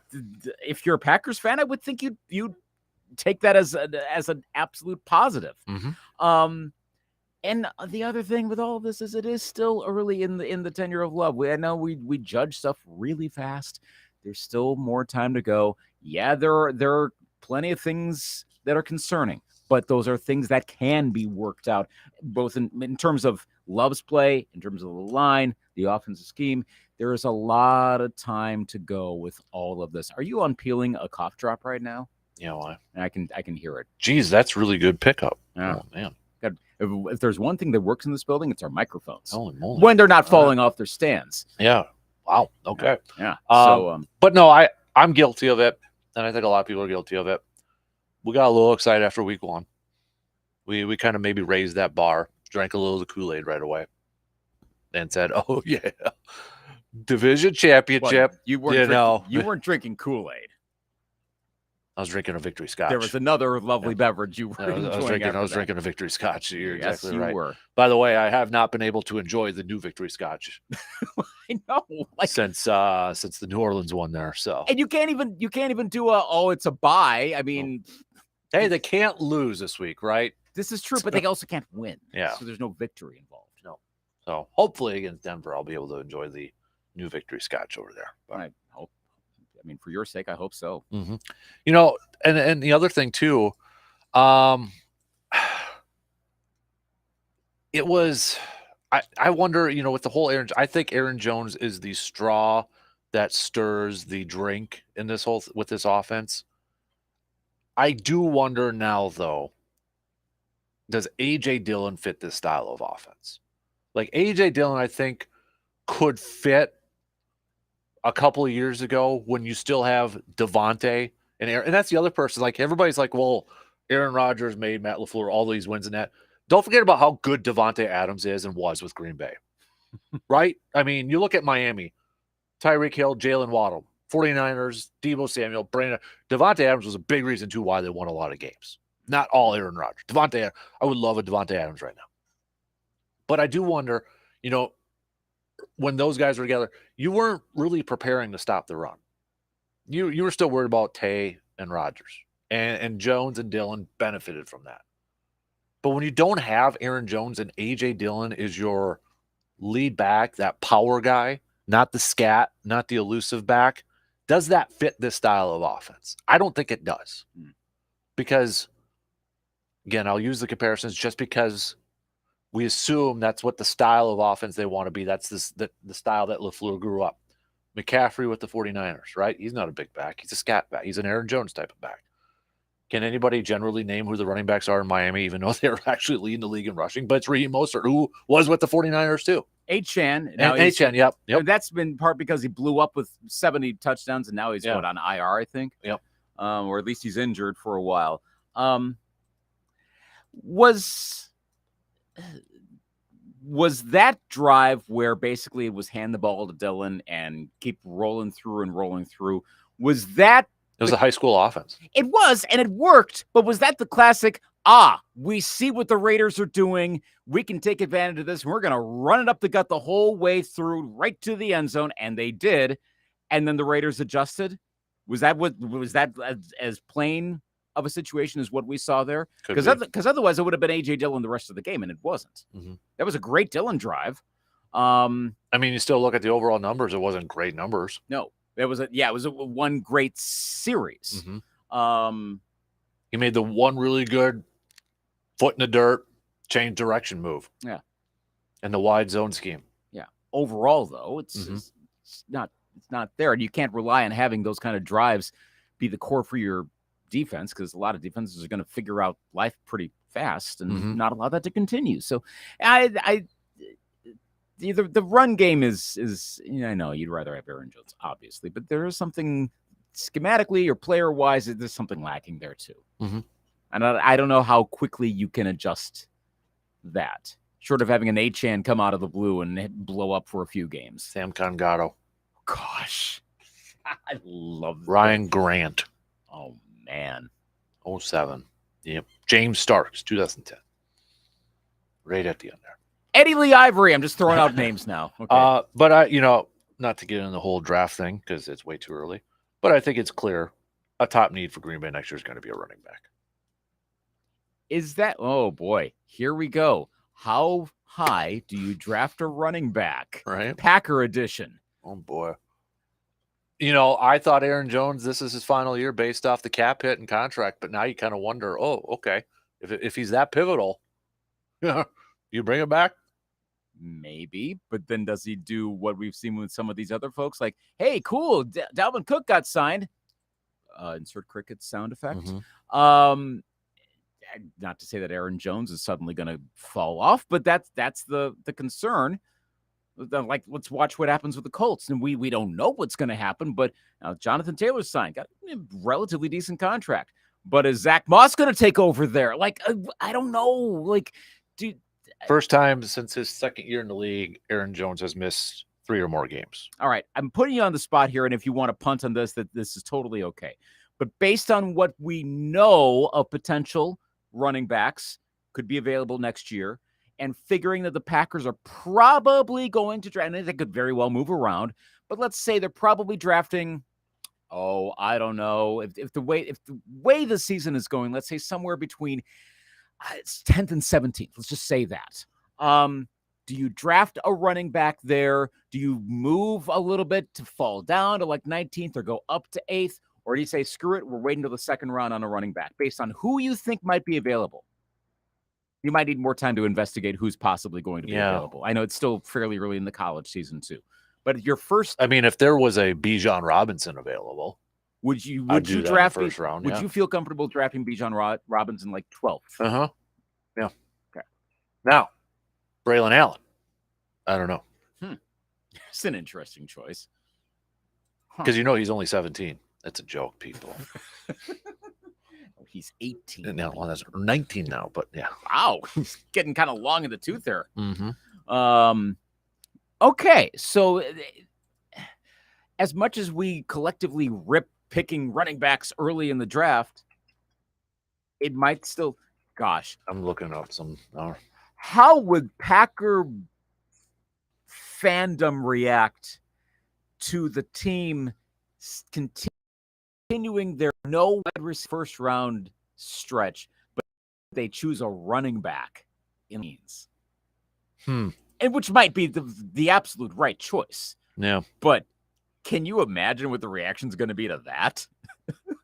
Again, and I know it doesn't really matter because it's just fan reaction, but oh man. Kind of interesting. So this is NFLDraftBuzz.com. Okay. But for the 2024 draft, their top 3 running backs, all Big Ten. Blake from Michigan, Braylon Allen, number 2, and Henderson from Ohio State. At least you can do some pretty easy scouting around here. Mm-hmm. Interesting. Blake and Henderson are a little bit more of the Jones type of mold. Braylon's a bigger one. So does it matter the mold of the player? Do you want to let's presume that maybe they're trying to draft Aaron Jones's eventual successor, but presume that Jones does not come back. Do you want to have the Packers draft someone just not a clone, but very more similar to Aaron Jones, or does it not matter? Is it just talent will supplant anything?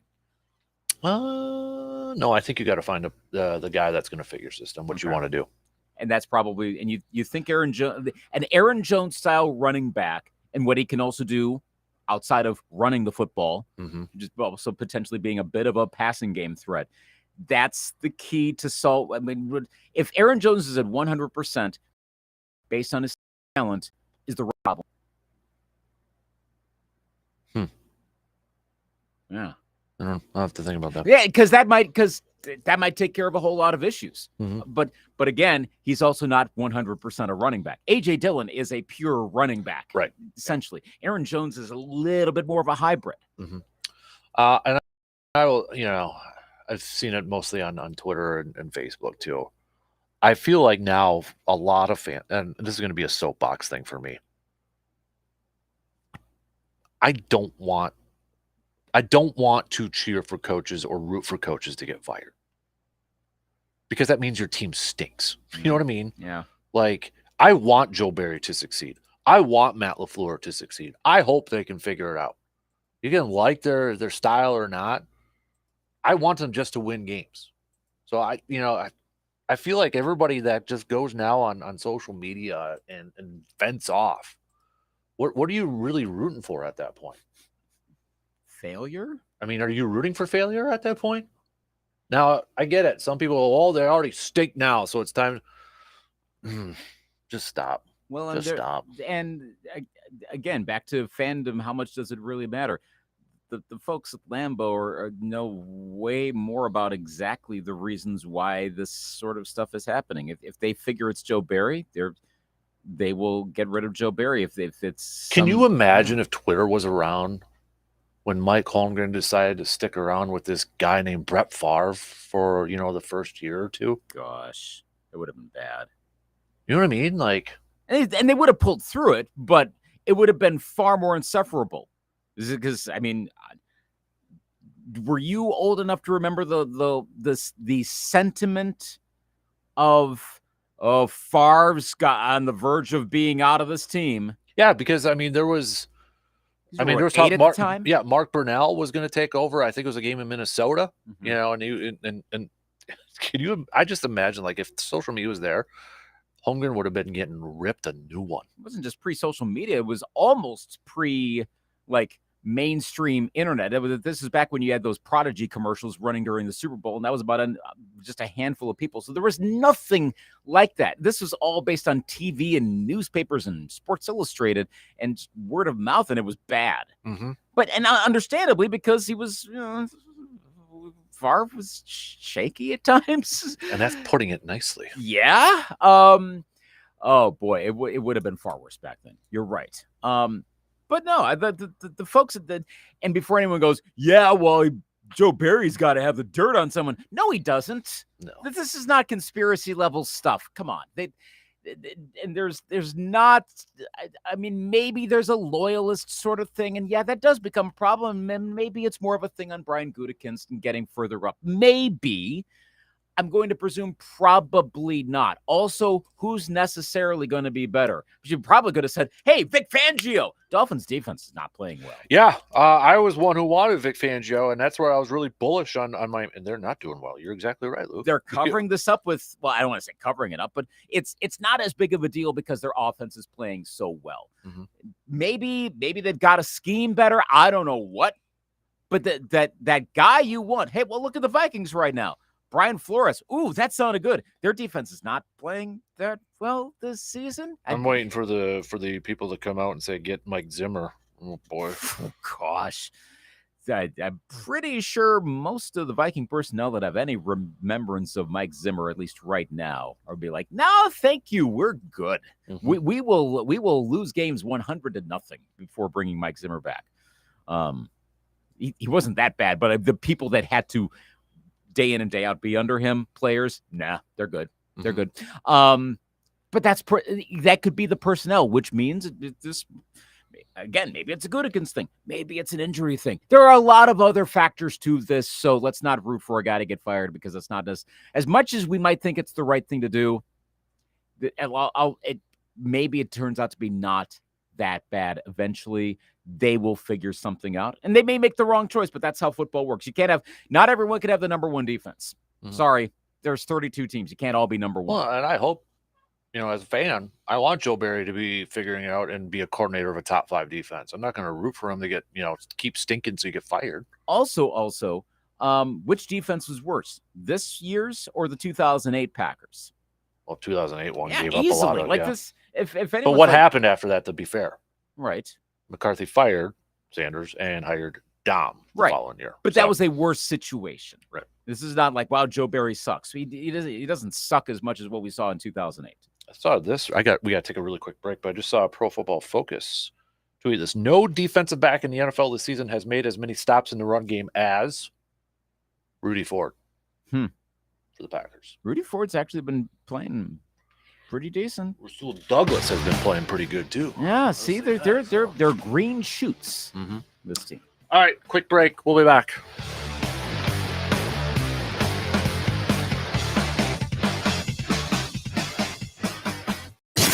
You're listening to the Dan Kasper Show.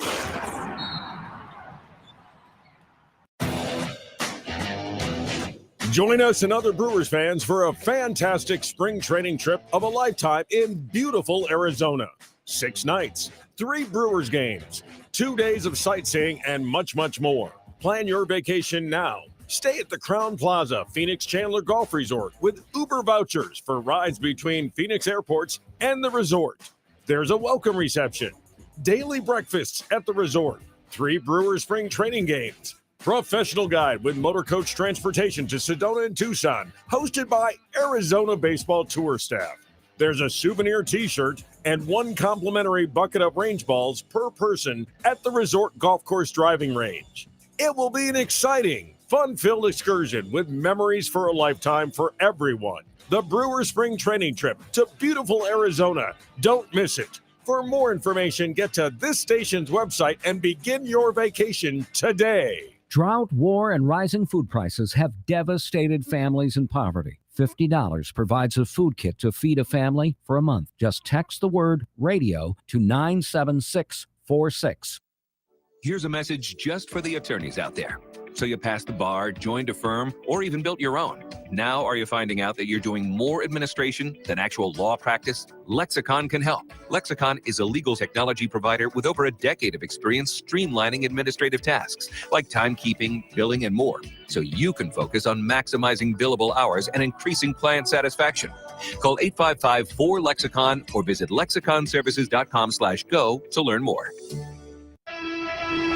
I'd like to get real with you for a moment. All across the country and even in our town, there are people who have to go without. Perhaps even you, having to go without being able to hear parts of the Dan Kasper Show. It's tragic, but there is help. You can listen to segments from Dan's show and new content on the Man Cave podcast. Check it out for yourself on your favorite podcasting platform.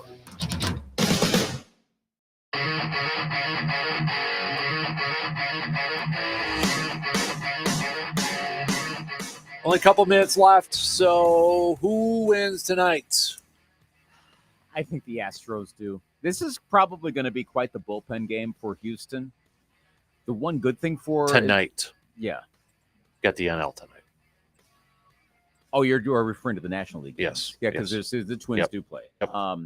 National League games. Probably I was going to quickly say for the American League also, the one good thing with the Twins is they didn't really have to tax their bullpen much yesterday. So that will be a bit of an advantage, but I think Houston ultimately pulls this off. For the National League,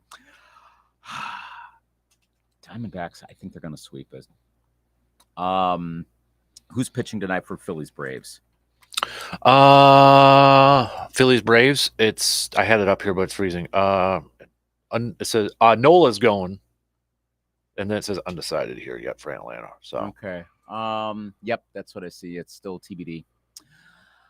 I'm gonna go Philadelphia. Philadelphia. What was the stat I saw? They have like minimum 20 games played. They have the Phillies have the best all-time postseason record at home. I think in a given stadium. So Citizens Bank Park, best of all time. Mm-hmm. The massive advantage Phillies. They just got to win 2 more, and they can totally do it. I think they do it.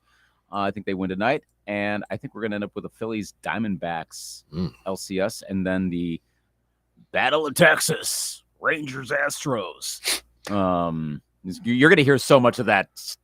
Gosh, the Battle of Texas stuff is not specifically that. It's going to get nauseating if that happens. I'm going to go Atlanta, Houston, Dodgers tonight. Okay, all road teams. I do want more baseball though. Yeah, let's advantage Texas right now. Though, and that's true. Yep. That's great. All right, that's going to do it for us. DP and the Dan Ups. They're up next. Have a good rest of your day on this Wednesday. We'll be back tomorrow morning, 6 a.m. Talk to you then. You're listening to the Dan Patrick Show.